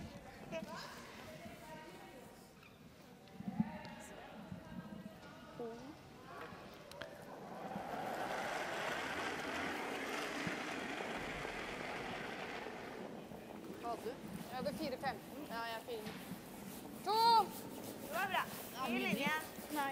Norway now again playing a corner guard, ignoring the Japanese rock in the house. So this end starting off in very similar fashion to the previous one. Den kurte så mye mer etter.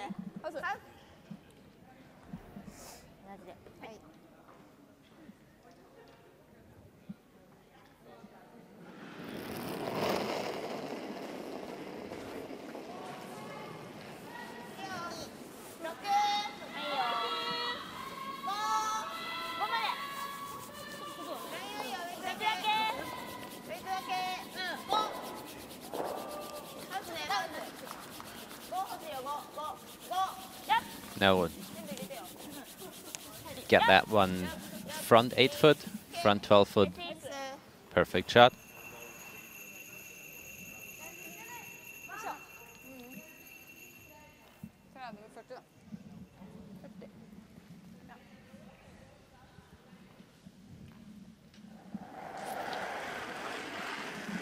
Julie Molnar with her second shot. In the 7th end, playing an in-turn takeout.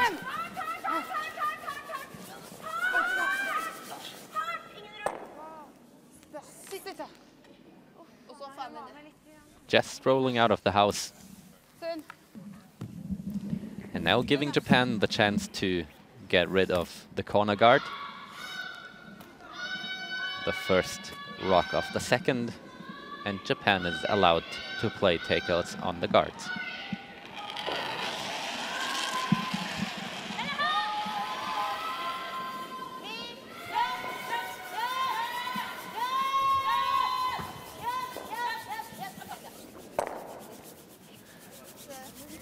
Well played, and also the shooter rolls out of the rings.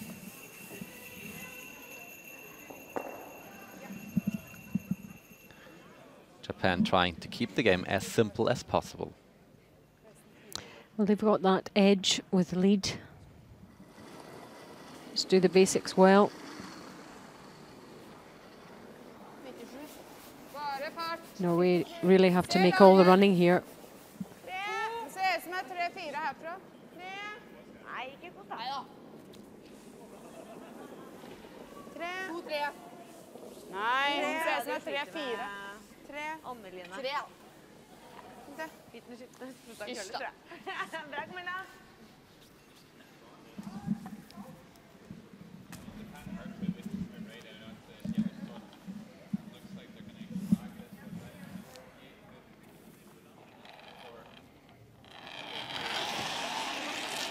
Second peeling takeout. Bekano Onodera. It's the student from Toyota in Aichi in Japan. And away it goes. She also does heptathlon, so she must be a fit young girl. And played in the Pacific Championships. That was her first major championship.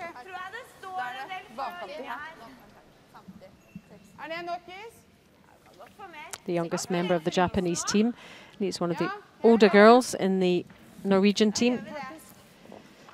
Huge amount of experience. Camilla Holt. She's a bank advisor from Oslo. Bare fart. 3 years on this team. Fin retning.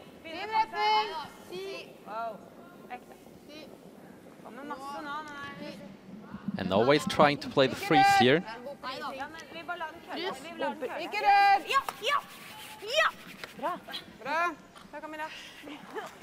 And would you agree that is one of the toughest shots to do well in curling, to get it exactly right? Yes, of course.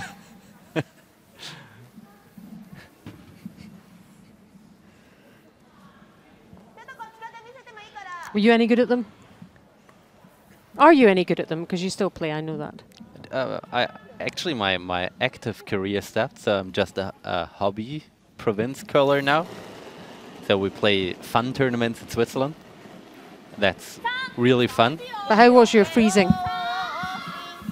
I would say it was okay, but I really loved more the fast takeouts, race takeouts, peeling takeouts. So you're more the power than the finesse. That's it.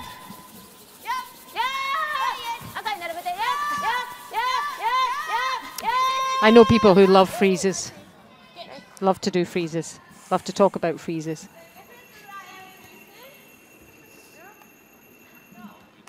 Ikke stenge oss for mye nå. Da drar vi ny igjen. Ja, da må vi eventuelt fjerne den senteren, hvis vi ikke fjerner noe.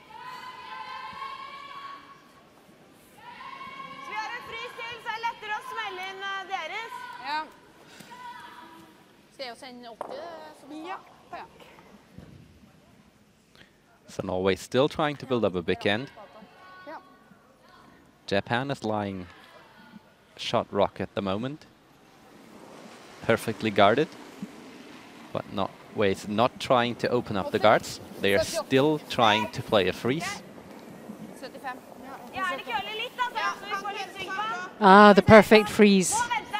The elusive perfect freeze. 7. Her er fint. Nei, den er lenger enn den. Den er 7-10-lag. Nei, den er ikke så mye lenger, skjønner du. Ja! Bra. Oi. Moro. Ja. Well played. Perfect position.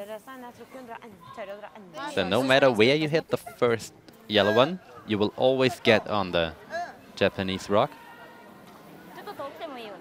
It's all to do with just how tight they are.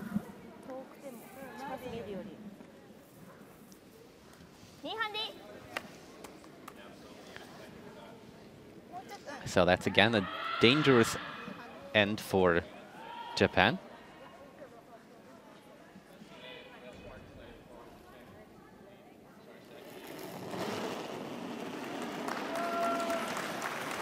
Yumie Funayama playing another guard, trying to protect the rock that's shot at the moment.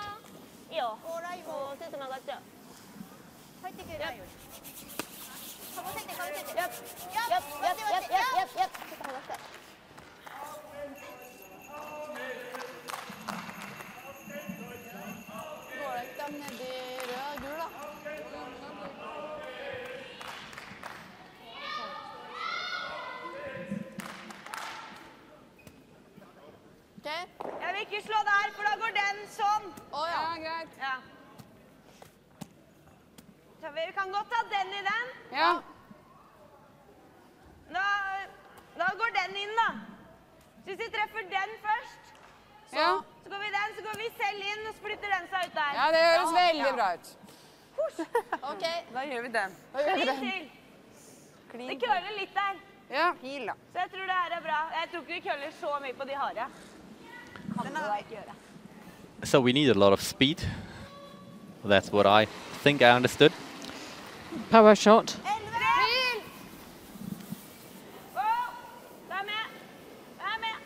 The right shot, though. Right choice, right decision. No, I don't think so. I would have tried to get rid of the two center guards. Meantime, how are Latvia and Germany faring? 6-4 to Latvia, 7th end. And Andrea Schoppet with the last stone. And she's got the chance to score two with a draw at least to the 12th foot.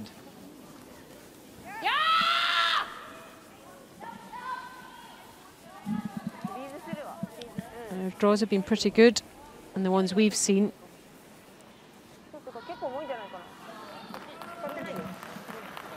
Well played, 2 for Germany, and after the 7th end, 6-6 against Latvia. So very, very close game there on that sheet.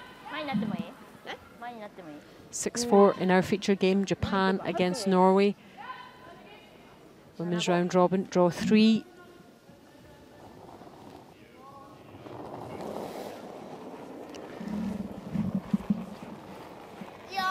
And Japan still has to try to protect their shot rock because they are lying 3 yellow rocks, 3 Norwegian rocks in front of the house, or in the house, in the rings, in front of the red one.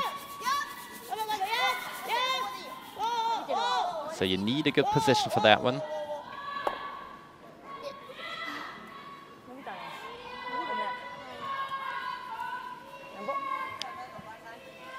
Well, it is protecting to an extent. So actually that shot was not bad, but it still gives chances for the opponent.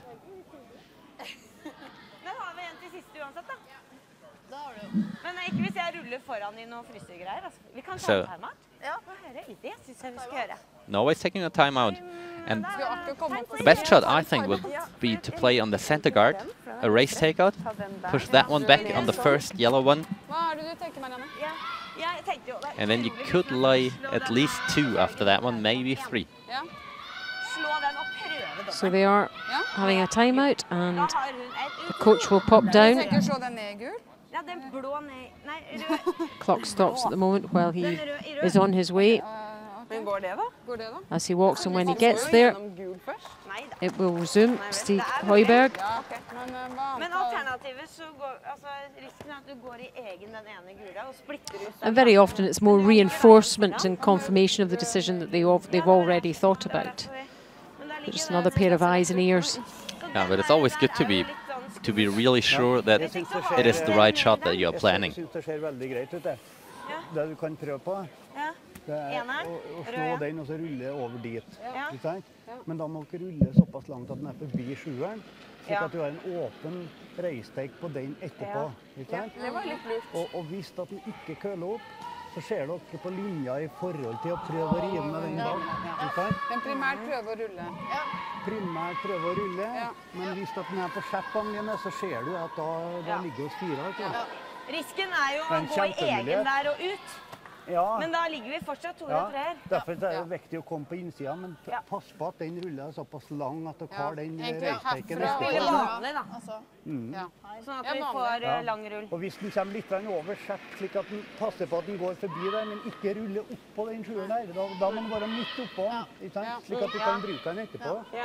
Helst få den til å rulle over. Det var lurt. Da tror jeg vi spiller is inntil, så får dere koste. Du må treffe herfra inn. Ja, det er ikke noe alternativ. So anyway, the coach sounded very convincing. Du ser jo når den kommer nedover da, om den, jeg tror kanskje den går til å køle. But what was his take on it, from what you could glean and what you know? I think they are playing on that red one and trying to roll a little bit to the inside. So I think they're still prepared to get that red one lying shot at the moment. They don't really try to get it now. So be patient. I mean, you could play the double. You see it a little bit. It is possible to play red on red.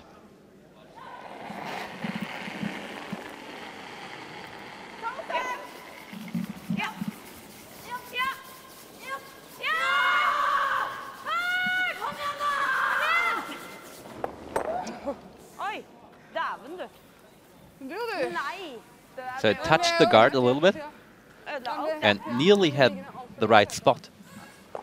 It wasn't far away, was it? Yeah. Definitely worth a try.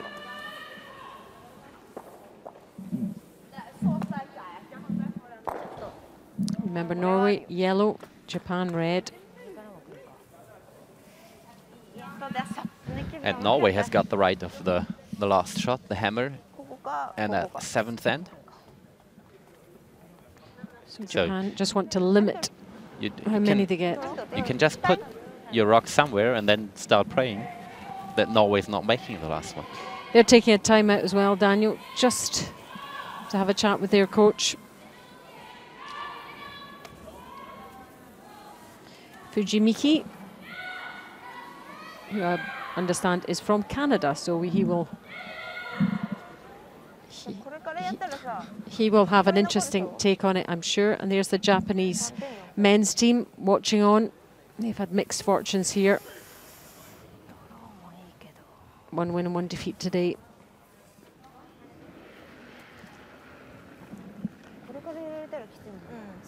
Men have never qualified, the Japanese men, but the women have for the Olympic Games. So they did not qualify, but they were playing in Nagano because it's the home country. But they were not having it. They did not have enough points to be there. So they haven't played since '98. In the Olympics, there he is. Okay.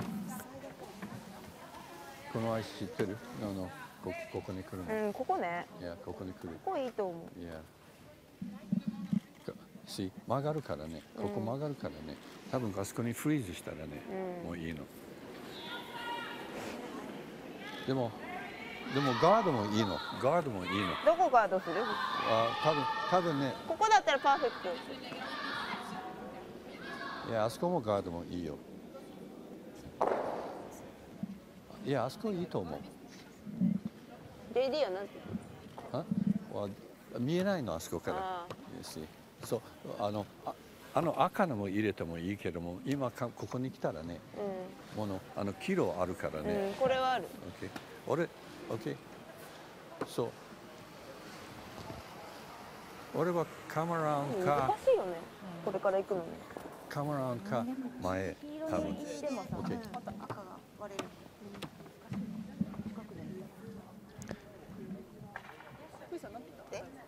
俺はカマランとか行って。 So the question is, play a guard in front of the yellow one, or try to get a second red one in the house だったらガードしとく。 to be a little bit safer. ここに置いたら何する？こっちでもいいかも。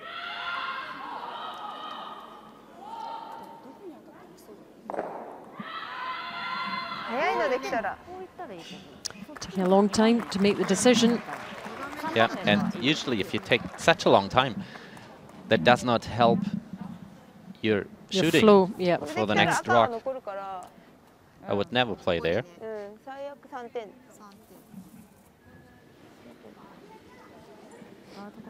黄色から来るのもすごい難しいと思うんだよね。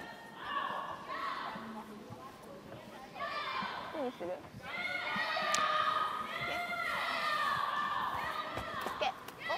うん。曲がってきたよね。曲がってきた。うん。ラップしてる。うん。もうちょいウェイト下げるから。うん。 I think the rock they want to play now is too difficult, because you can even make it more easier for the opponent if it's not perfectly played. Yep, yep. And sometimes when there's been such a lull in activity, the feel and the concentration goes a little bit. Because my idea would be either play the guard or to play an out-turn come around. Just go around everything from the right side and put a second one on the forefoot so the opponent can maybe score 2, but never more. Very important stone for Japan.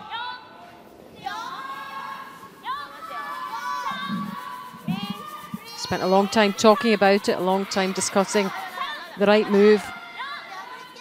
Can it be executed now by the Japanese skip?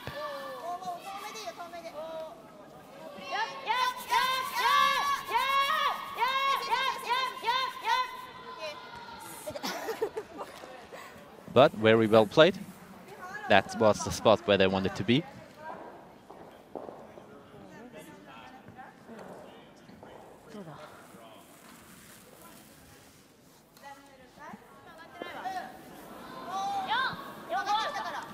She's watching intently, just watching how much it's coming round.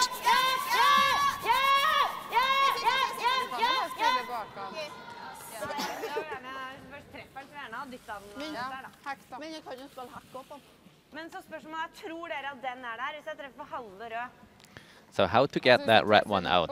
That's the question.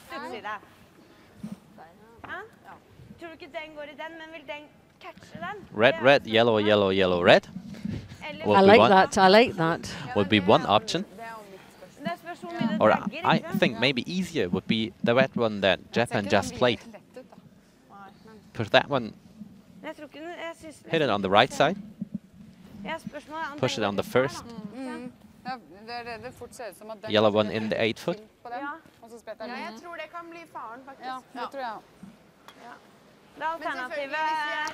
Still has to be perfect angle, doesn't it? Still has to. It has to be, definitely. But the third option would be the hack weight with the in-turn. And I think this is a really difficult shot. Is there any way? Yeah, that's the hack weight. I think they just discussed about that rock. I mean, it is possible. Tricky. So we're talking about hack weight coming down to that first yellow stone closest to the tee, closest to the white circle in the middle, and just knocking that red. Because I would play a fast takeout. Because if you play that hack weight, it's the same difficult, and I guess you can at least score 2. I don't think you can score 3 with a hack weight. But if you play the fast takeout and you hit it on the right spot, you can score 4. Would be amazing at that point of the game.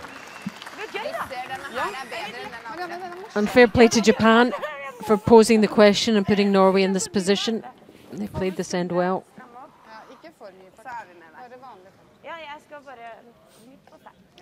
So now hit the first red one a little bit outside.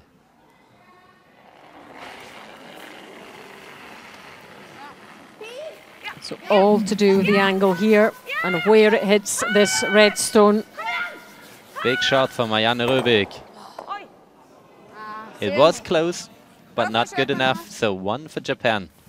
Den gikk faktisk med mye mer utstyr, da. Faktisk, enn det jeg gjorde. It was worth a try, I guess. Of course it was worse. Nå må jeg på do.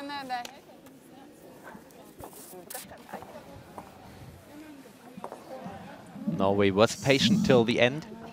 They were building up the end, putting more and more rocks in play.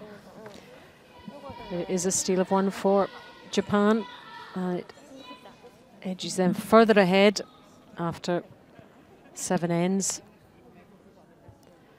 They now lead 7-4.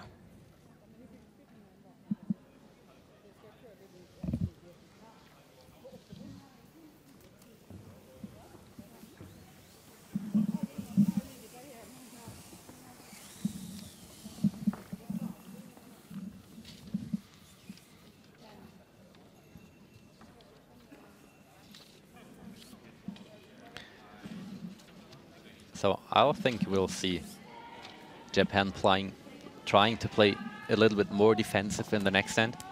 Only 3 ends to go. Nice position to be in.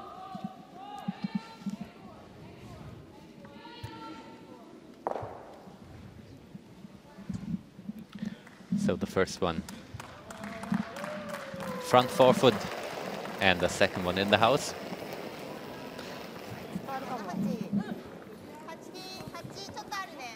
We'll see if they're listening to you, Daniel.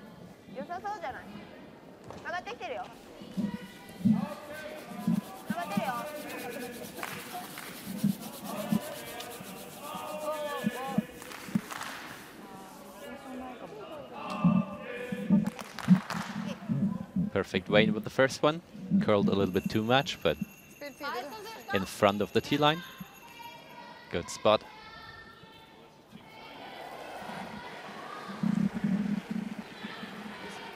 Kato 2 nå.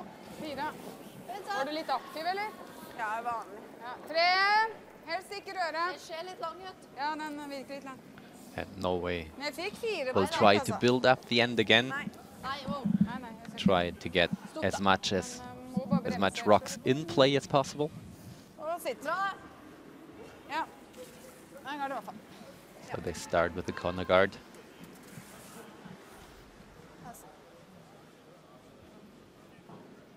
Det var hans det jo.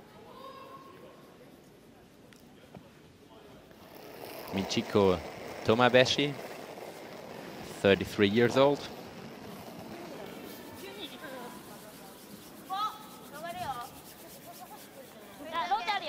With her second rock in the 8th end. Trying to play it front 8 foot.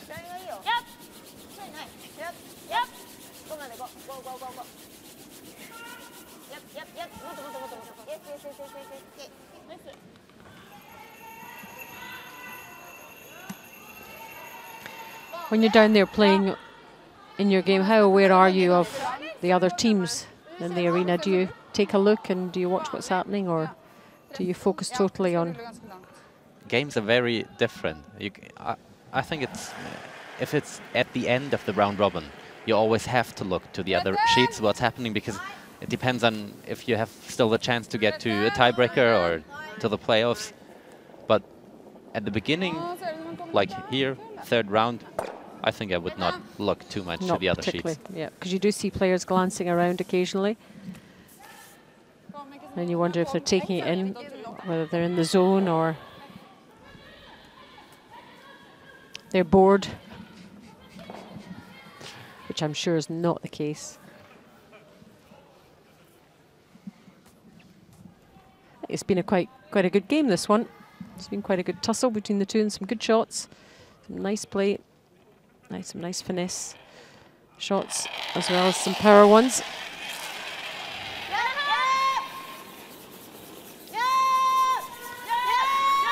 Japan trying to get rid of the corner guard.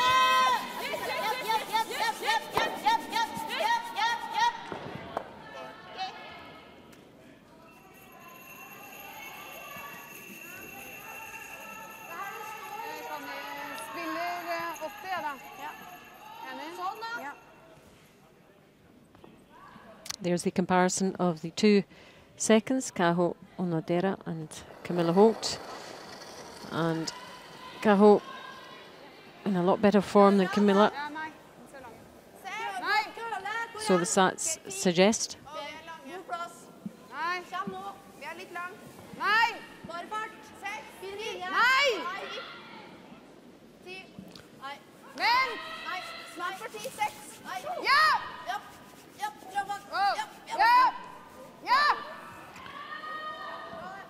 Nice draw, perfect weight. Yep, good position. Meantime, let's see what's happening between Latvia and Germany.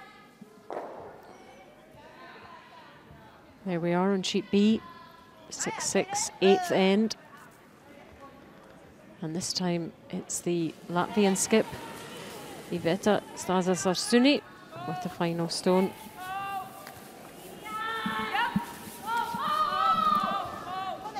Latvia hanging on in this match, but it doesn't look like they were made trying this one. Yeah, they were trying the double takeout, but that one stayed too straight.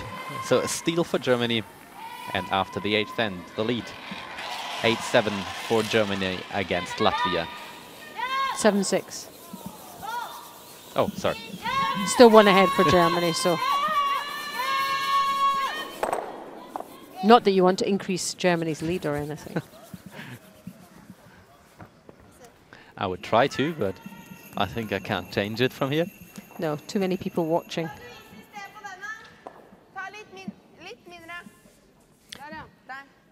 A few German supporters in the arena this evening, watching the action. A few from Japan, Norway, Czech Republic.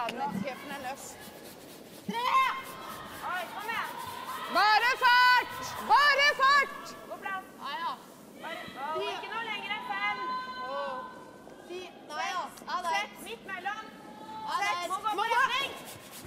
Norway again trying to play a freeze on that pair. Try hard to get it there, but even the sweeping couldn't get it where they wanted it to be. And that gap in there, significant. But the position is not bad.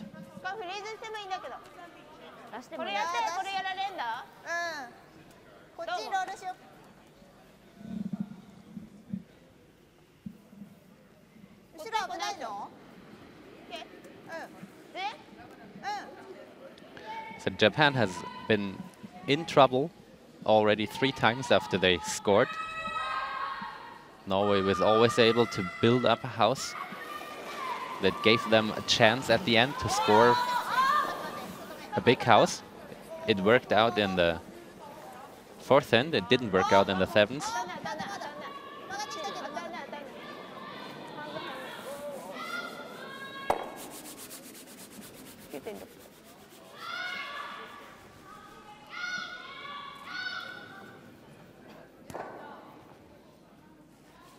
Tifart, ja. Nei, ikke helt 10. En stein kortere enn 10.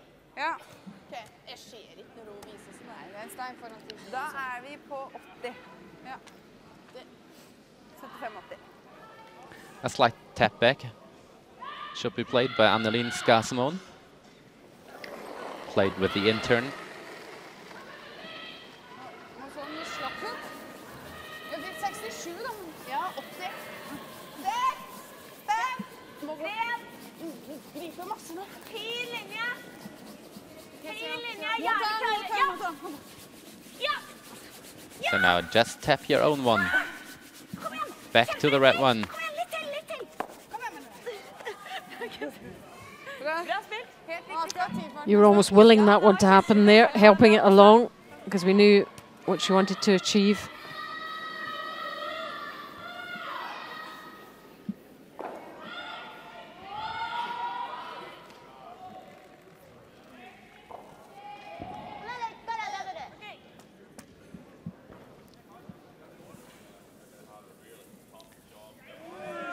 But the position is not bad.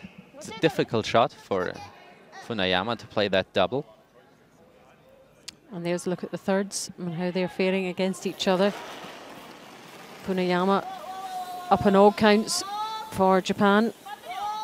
92%. Skazmon in their draws.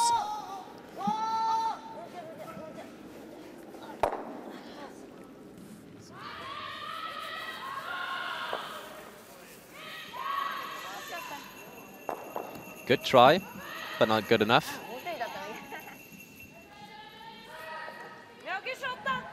Vi kan gjøre andre siden. Ja. Det syns jeg. Samme stein. Greit. 75-80. Ja, jeg hadde 70. Jeg hyller på retning. Norway still patient. They have got 3 rocks to go in that 8th end. Anlin Skazmon Bedre slipp, tror jeg. with her second shot. Samme vært 72. Still not trying to get the shot rock, just trying to play a freeze. Den 10 bakkant. Bakkant. Ja, ja, ja. Kom igjen. Nei, her i. Ja, ja, ja. Ja, gul. Hardt på gul. Hardt på gul. Hardt på gul. Alt du har. Alt du har. Bra. Sorry. Ja. Nå ble jeg bare litt skjeitete.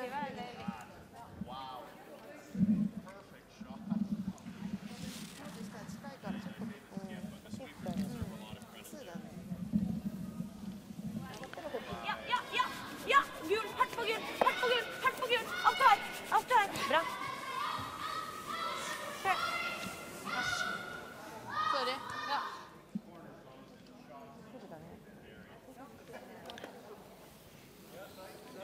Hit and stay at that point.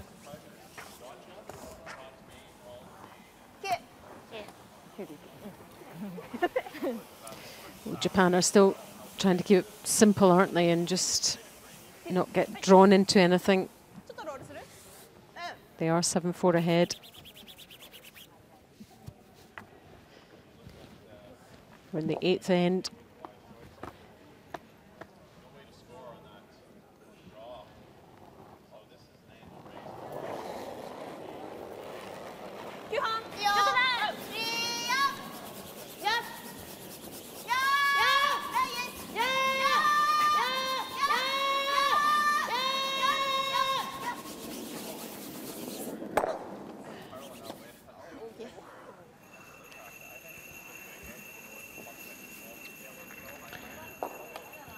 Rolling to the wrong side means another chance for Norway to play a freeze. Here it is again.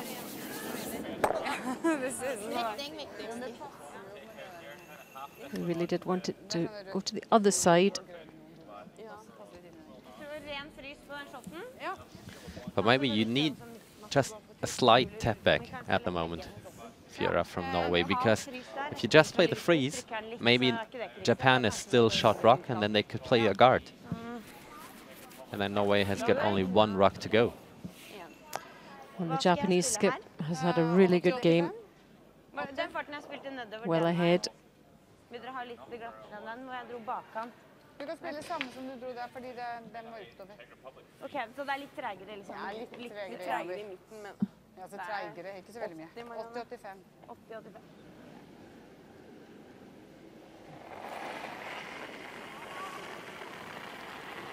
Another difficult shot for Marianne Ruvik.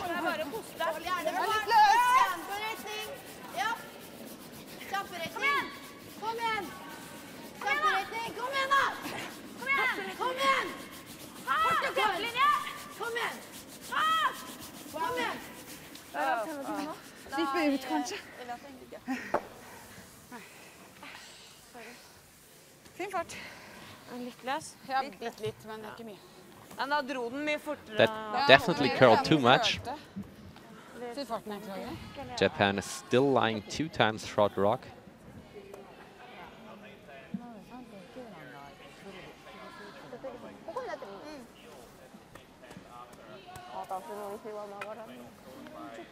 And I would say for Japan, just play the guard. Just save your rocks in the house. Don't give the opponent the chance to play a triple takeout. Just give them the difficult draw from the outside to score 1. 6まで6。もしフリーズになれば。ここフリーズか6。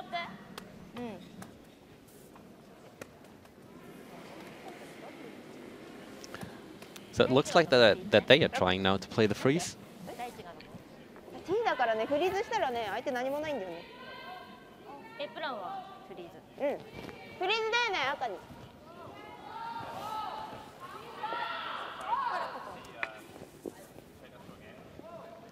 どれぐらい？ Just making sure one last time the base of the stone is clear. Ice very sensitive, stone's very sensitive to anything. It's on the surface.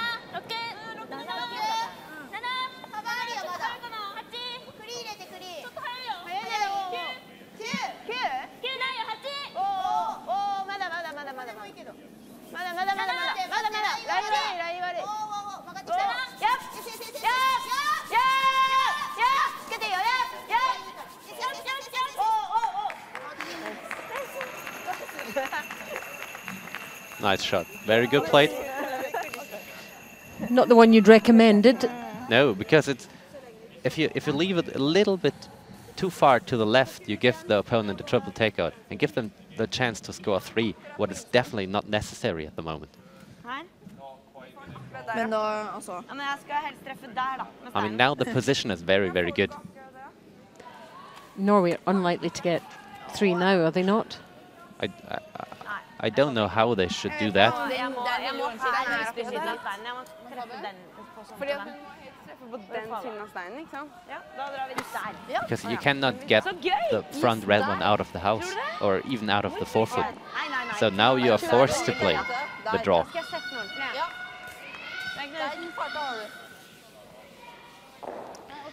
And I would say you have about 10 centimeters Ja, men det fordi vi ikke vil. for that shot, Det må du. not more. Very difficult. Knappen? Ja, da kan spille cirka samme, bare husk skulderen nå. So again, Men det må Japan litt, ikke sant? Ja, bitte litt. forcing Norway into position they didn't really want to be in. Ja. Med full kost. Ja, det så jeg. Jeg skal prøve å sette på litt driv inn. If Norway is not making that one, I would say the game is over. Concentration for the last shot of Marianne Røvik in the 8th end.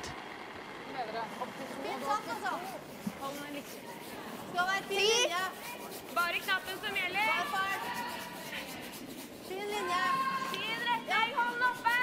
That one needs the perfect weight and the perfect line. Har nok fart! Nok fart! Kom igjen! Very good. Perfectly played. Under a bit of pressure as well, Marianne Røvik. But makes the shot, makes the point. And Norway live to fight another day after 8 ends. It's now Japan 7, Norway 5. Vet du hva den siste min, den køler mer, den køler mer på alle steiner. Da tar jeg den da. Ja. Det er ikke vits å ha den hvis den er ukontrollert. Var det 8 nå, ja? Å, det er 2 ganger. Bare Du var jo så innmari kniv.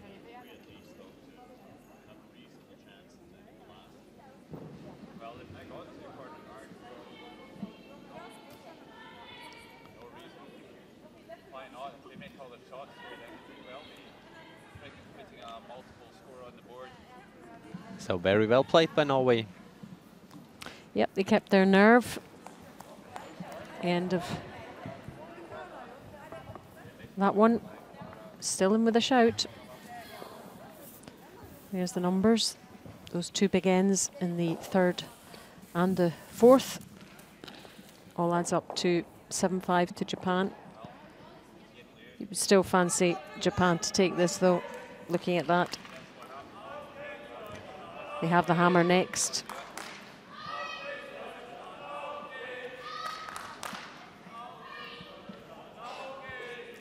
Both these teams with 1 win so far. And this Olympic qualification event.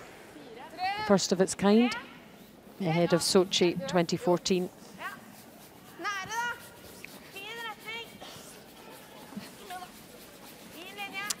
So Norway's strategy to try and steal in this end, Daniel, how would you expect them to play it?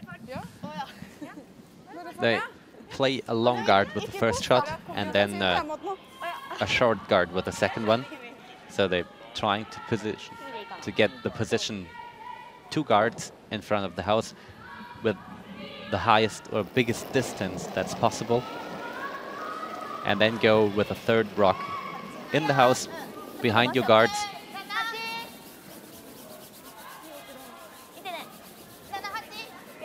And just try to steal 1.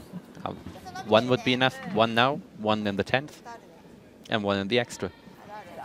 I'm sure they'd settle for that. Well, they'd probably settle for 3 in this end and 1 in the next and all over.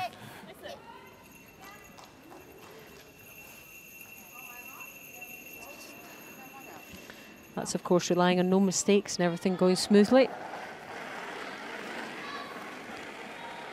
Julie Molnar. Second shot in the 9th end.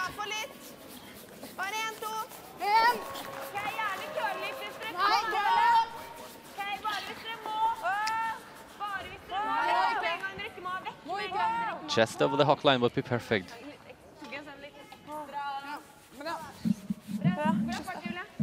Well played. Big distance.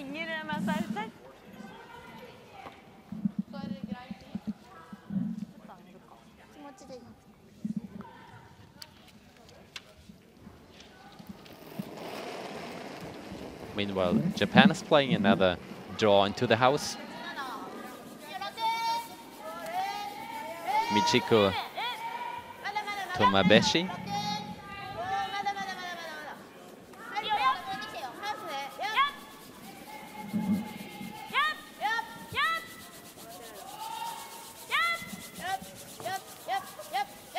Perfect weight. Good line.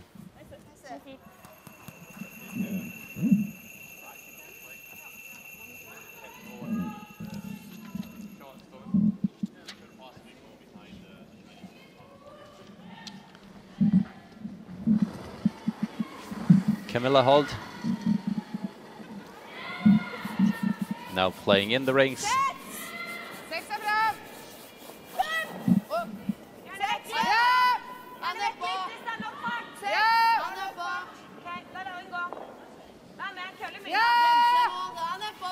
The position of that yellow one should be right in front of the red one.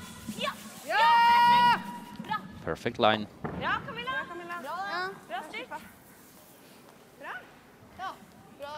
And now the free guard rule is over and Japan is able to play takeouts on the guards. Yep, so they expect those yellow ones to disappear.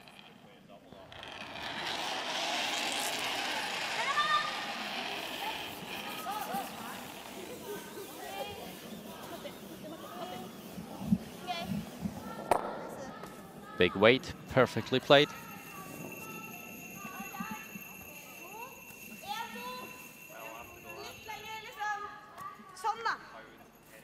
Nå spiller jeg 4 da. Ja.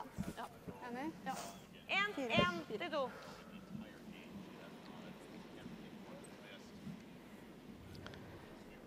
Camilla Holt with her second shot in the 9th end.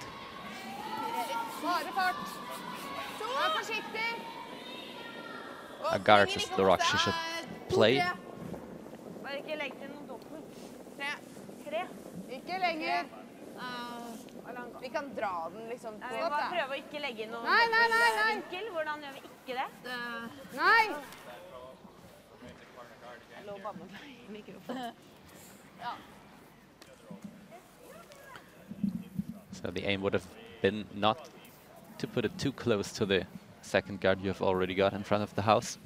So it's a little bit too close and gives Japan the chance to play a double peeling takeout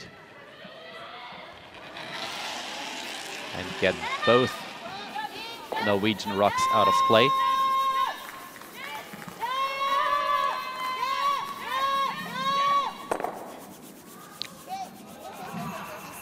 Well played. It was nearly a triple. It was nearly a triple, and that would have been very bad news indeed for Norway. It wasn't far away. 1, 2. Ooh. Just skirts past that.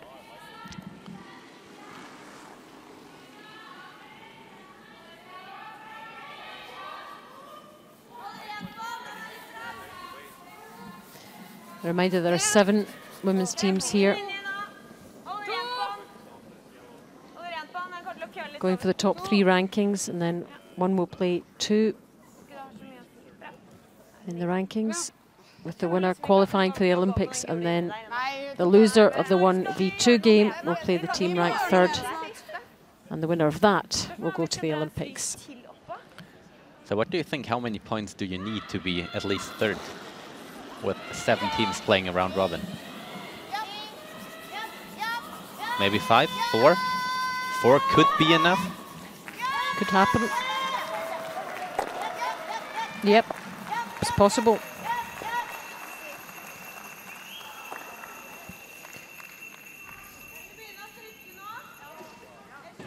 Italy with no points at the moment.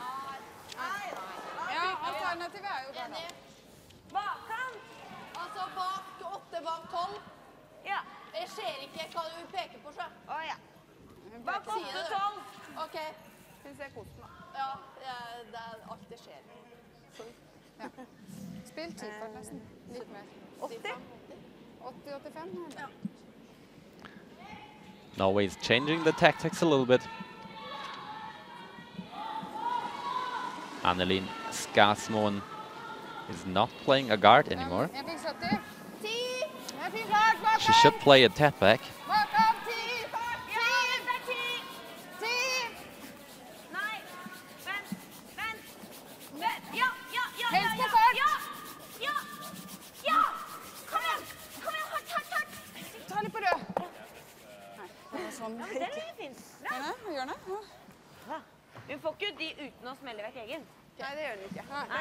Well played, but it does not really make pressure on the opponent.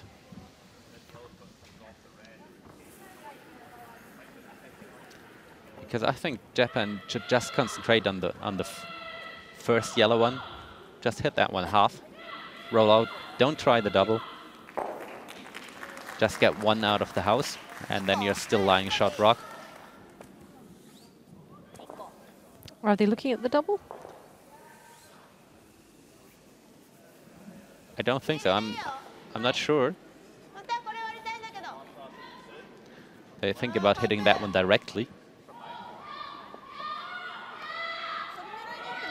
What is maybe more difficult, but also a shot you can play, because if your rock over curls a little bit, then you get the first one.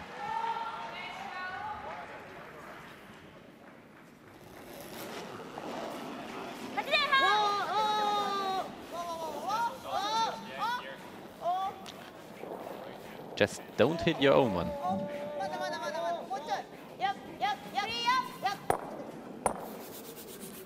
Very good.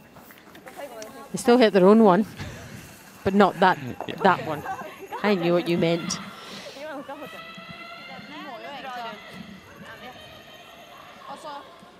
Jeg må ha en frys på den nå. Jeg har noe på siste. Trykke den dit da. Ja. Jeg hadde is uti her på deg der, og så må jeg vente på at den køller da.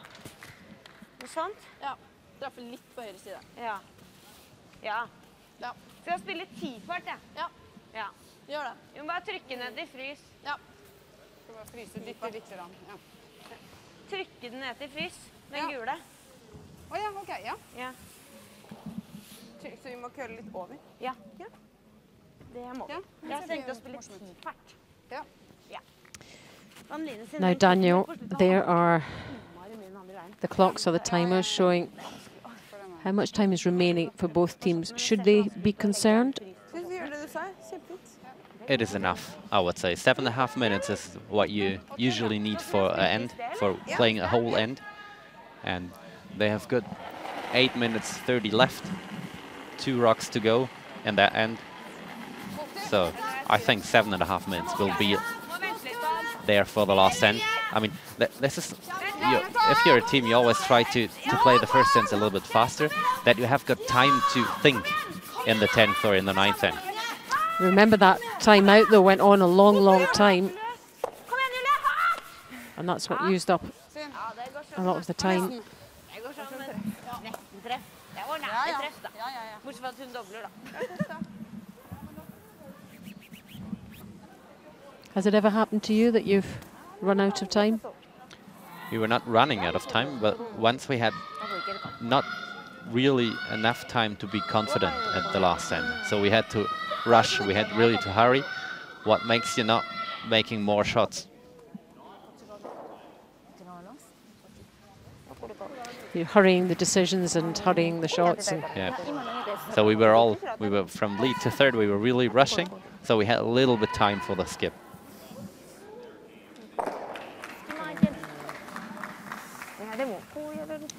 So Japan thinks about playing the double, and that's a difficult shot because the angle is not very good.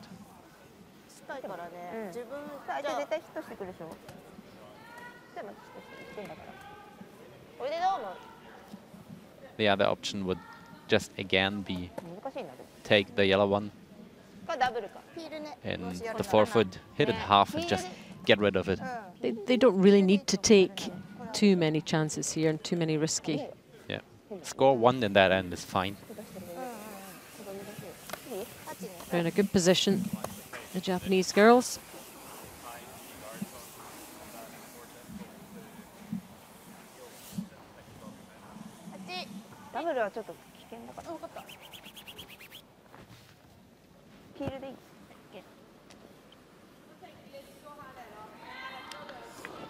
Fast takeout, hit the yellow one at the right side.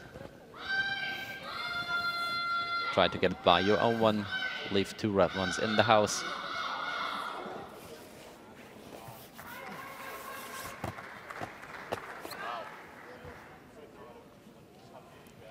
Ayumi Ogasawara, 86% on her 7 hits. So that's pretty good going.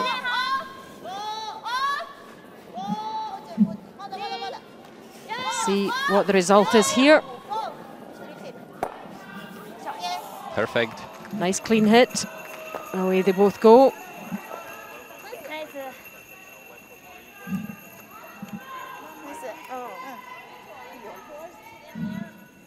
And the bells you can hear are from the Japanese fans watching here.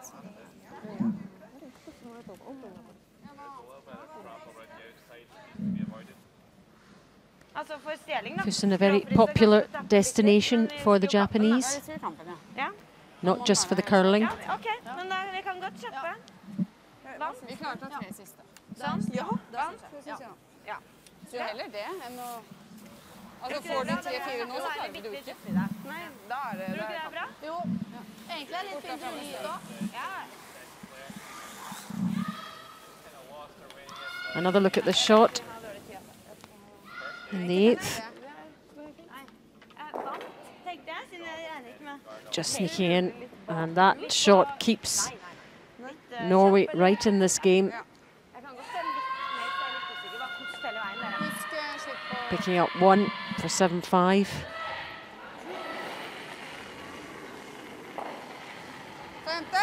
Marianne Rorvik,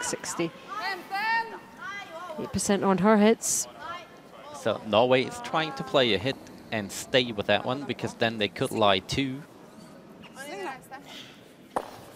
That one stays too far outside and gives Japan an easy chance to score 2. Just hit the yellow one and stay in the house. And then you could be 4 up in the last end.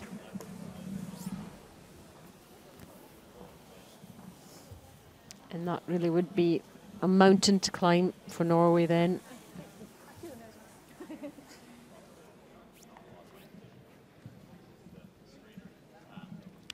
So tactically, Japan made everything right. Just the easy shots, just wait. And now they've got the chance.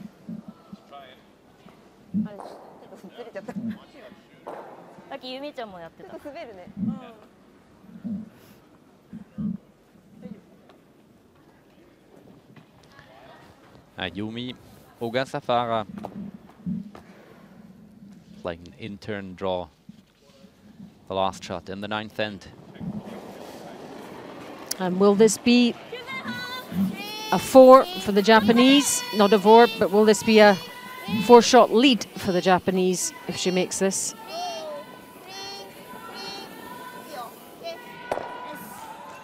Perfect played. 2 for Japan, and the lead is 9-5. They do get the that 9th end. 4-shot lead. And is there any way back now for Norway, Daniel? I don't think so. Scoring 4 on that level is nearly impossible.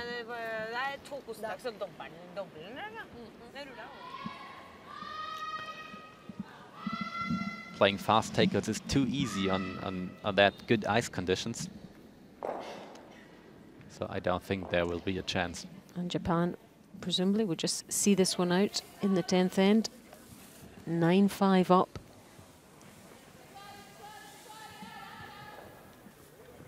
It's been a really good performance from the Japanese girls.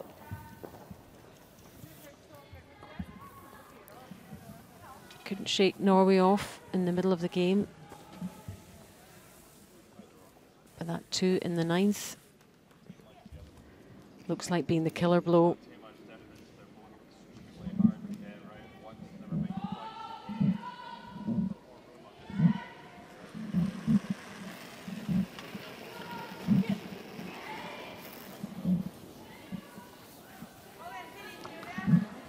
So Japan plays the first rock right through, trying to keep it as simple as possible. No rocks in play.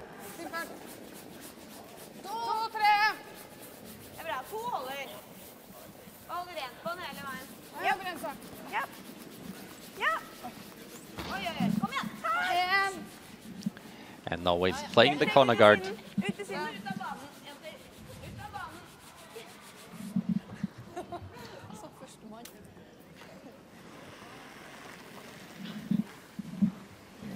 And also the second one just through.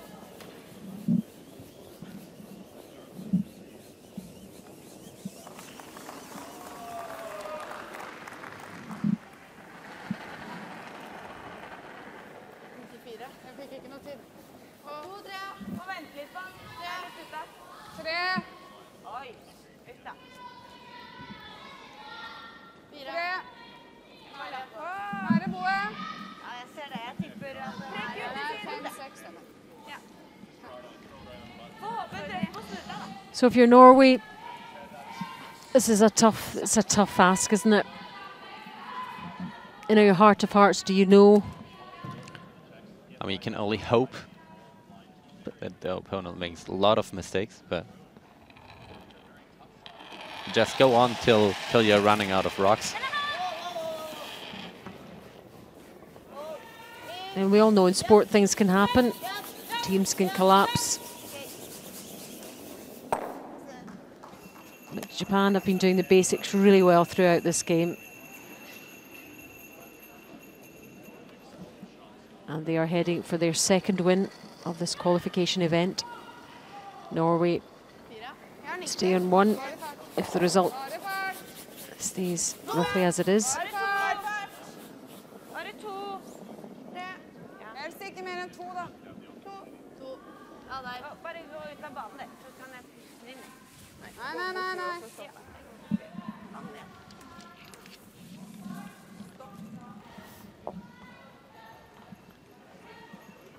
But tactics very easy for Japan.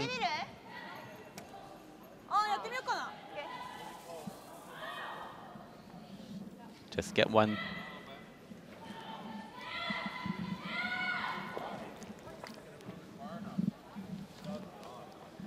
Don't risk too much.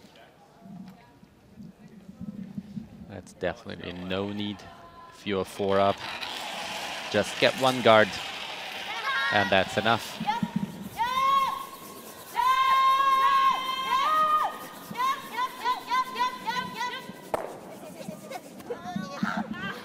Good try.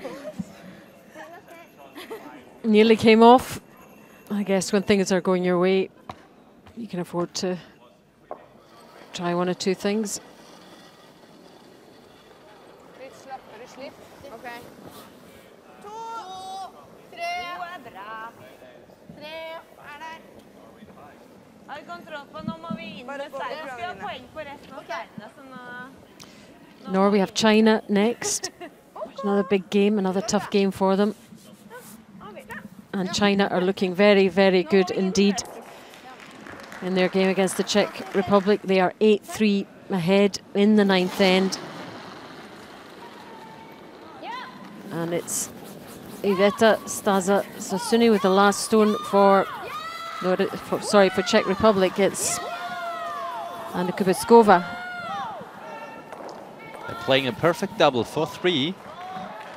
And now they're back in the game, I would say. Yep, nice shot from Anna. Under pressure against the Chinese.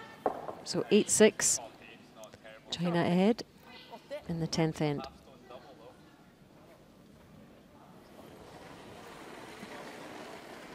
We're in the 10th in our featured game between Japan and Norway. 9-5 to Japan. And Norway has only 4 rocks to go. So they have to play in the rings now. They need 4 to level the game and take this to an extra end. So if this one disappears, it is all over.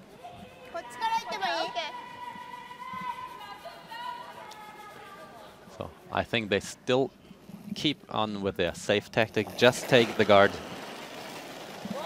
Be patient.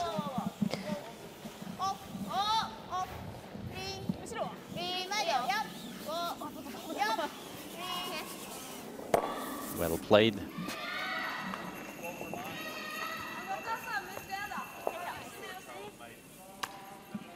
Keep to the game plan.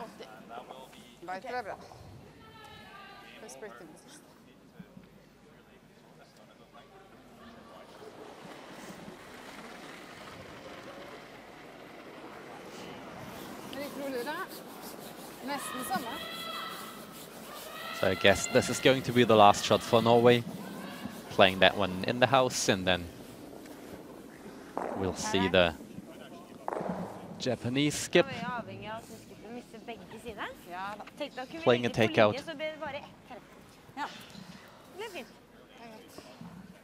Lettest dobbel ever.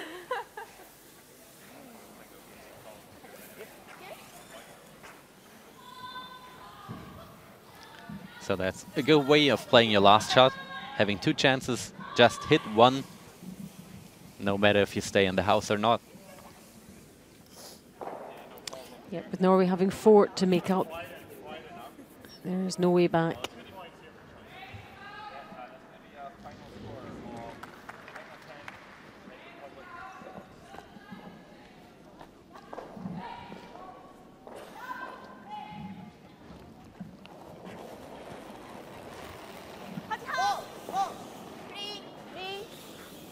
So last shot of that game. Just hit a yellow one.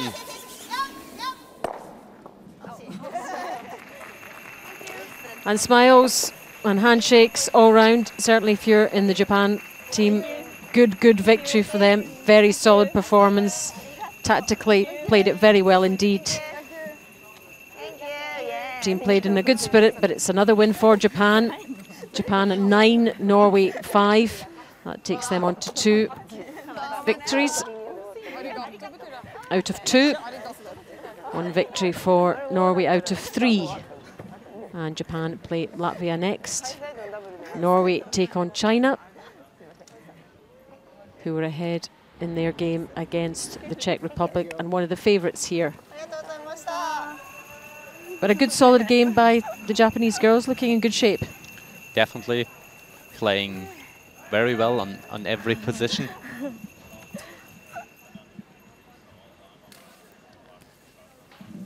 And I think you will have to beat them if you want to go to the Olympics, them and China.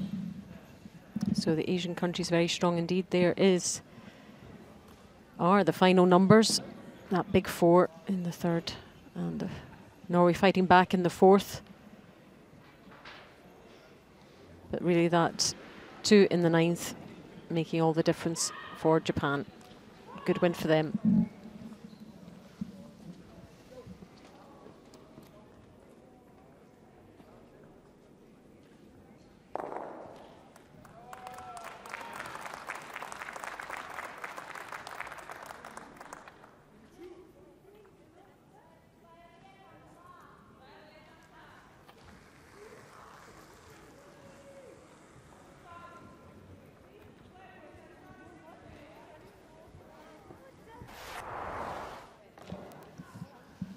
So the highlights in the sixth end. We have got Japan having the honor to have the last rock and playing a safe hit and stay for 2. And there was a lead of 2 rocks after the sixth end. In the eighth, after another steal of Japan, the score was already 7-4. And Marianne Ravik had a really difficult shot for that one, but she played it perfectly. So 1 for Norway, and Norway was 2 down. In the ninth end, Japan was again able to score 2 with an open hit. Perfectly played. 2 red ones in the house. And they had a lead of 9-5. So Norway was running out of rocks in the final end in the 10th. So the final result, Japan 9 and Norway 5. We see the results of the other games. China winning the game against Czech Republic 10-7, and the game Latvia against Germany is still on. In the extra end, 7-7. Andrea Shep had the chance to win the game already in the 10th. But the game went on to the extra end. And there are at the moment 5 rocks to go. We see the standings. China, 2 wins out of 2 games. Also Japan. They are playing against each other tomorrow morning.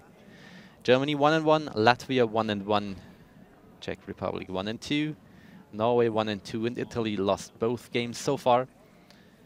And they had the bye in that round, so they were not playing. They had practice time. And they're going to be on the ice tomorrow again.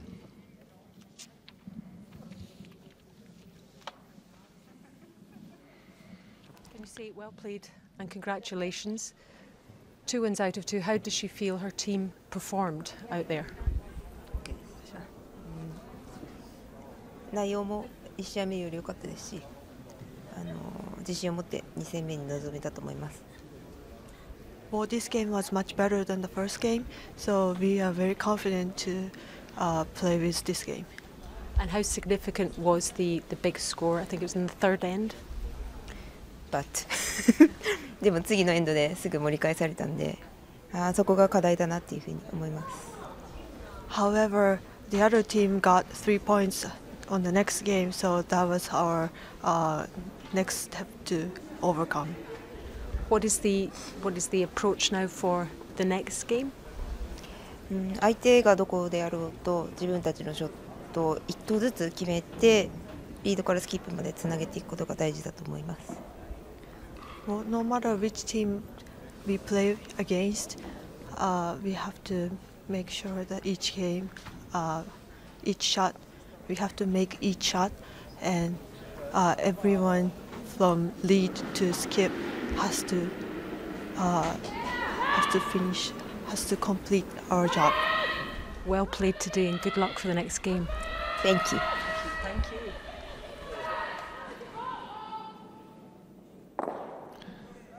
So again, we see the final result, Japan winning against Norway. That's the winning team, a third of Japan. Yumi Funayama. And we still see pictures of the BL Set Arena in Füssen.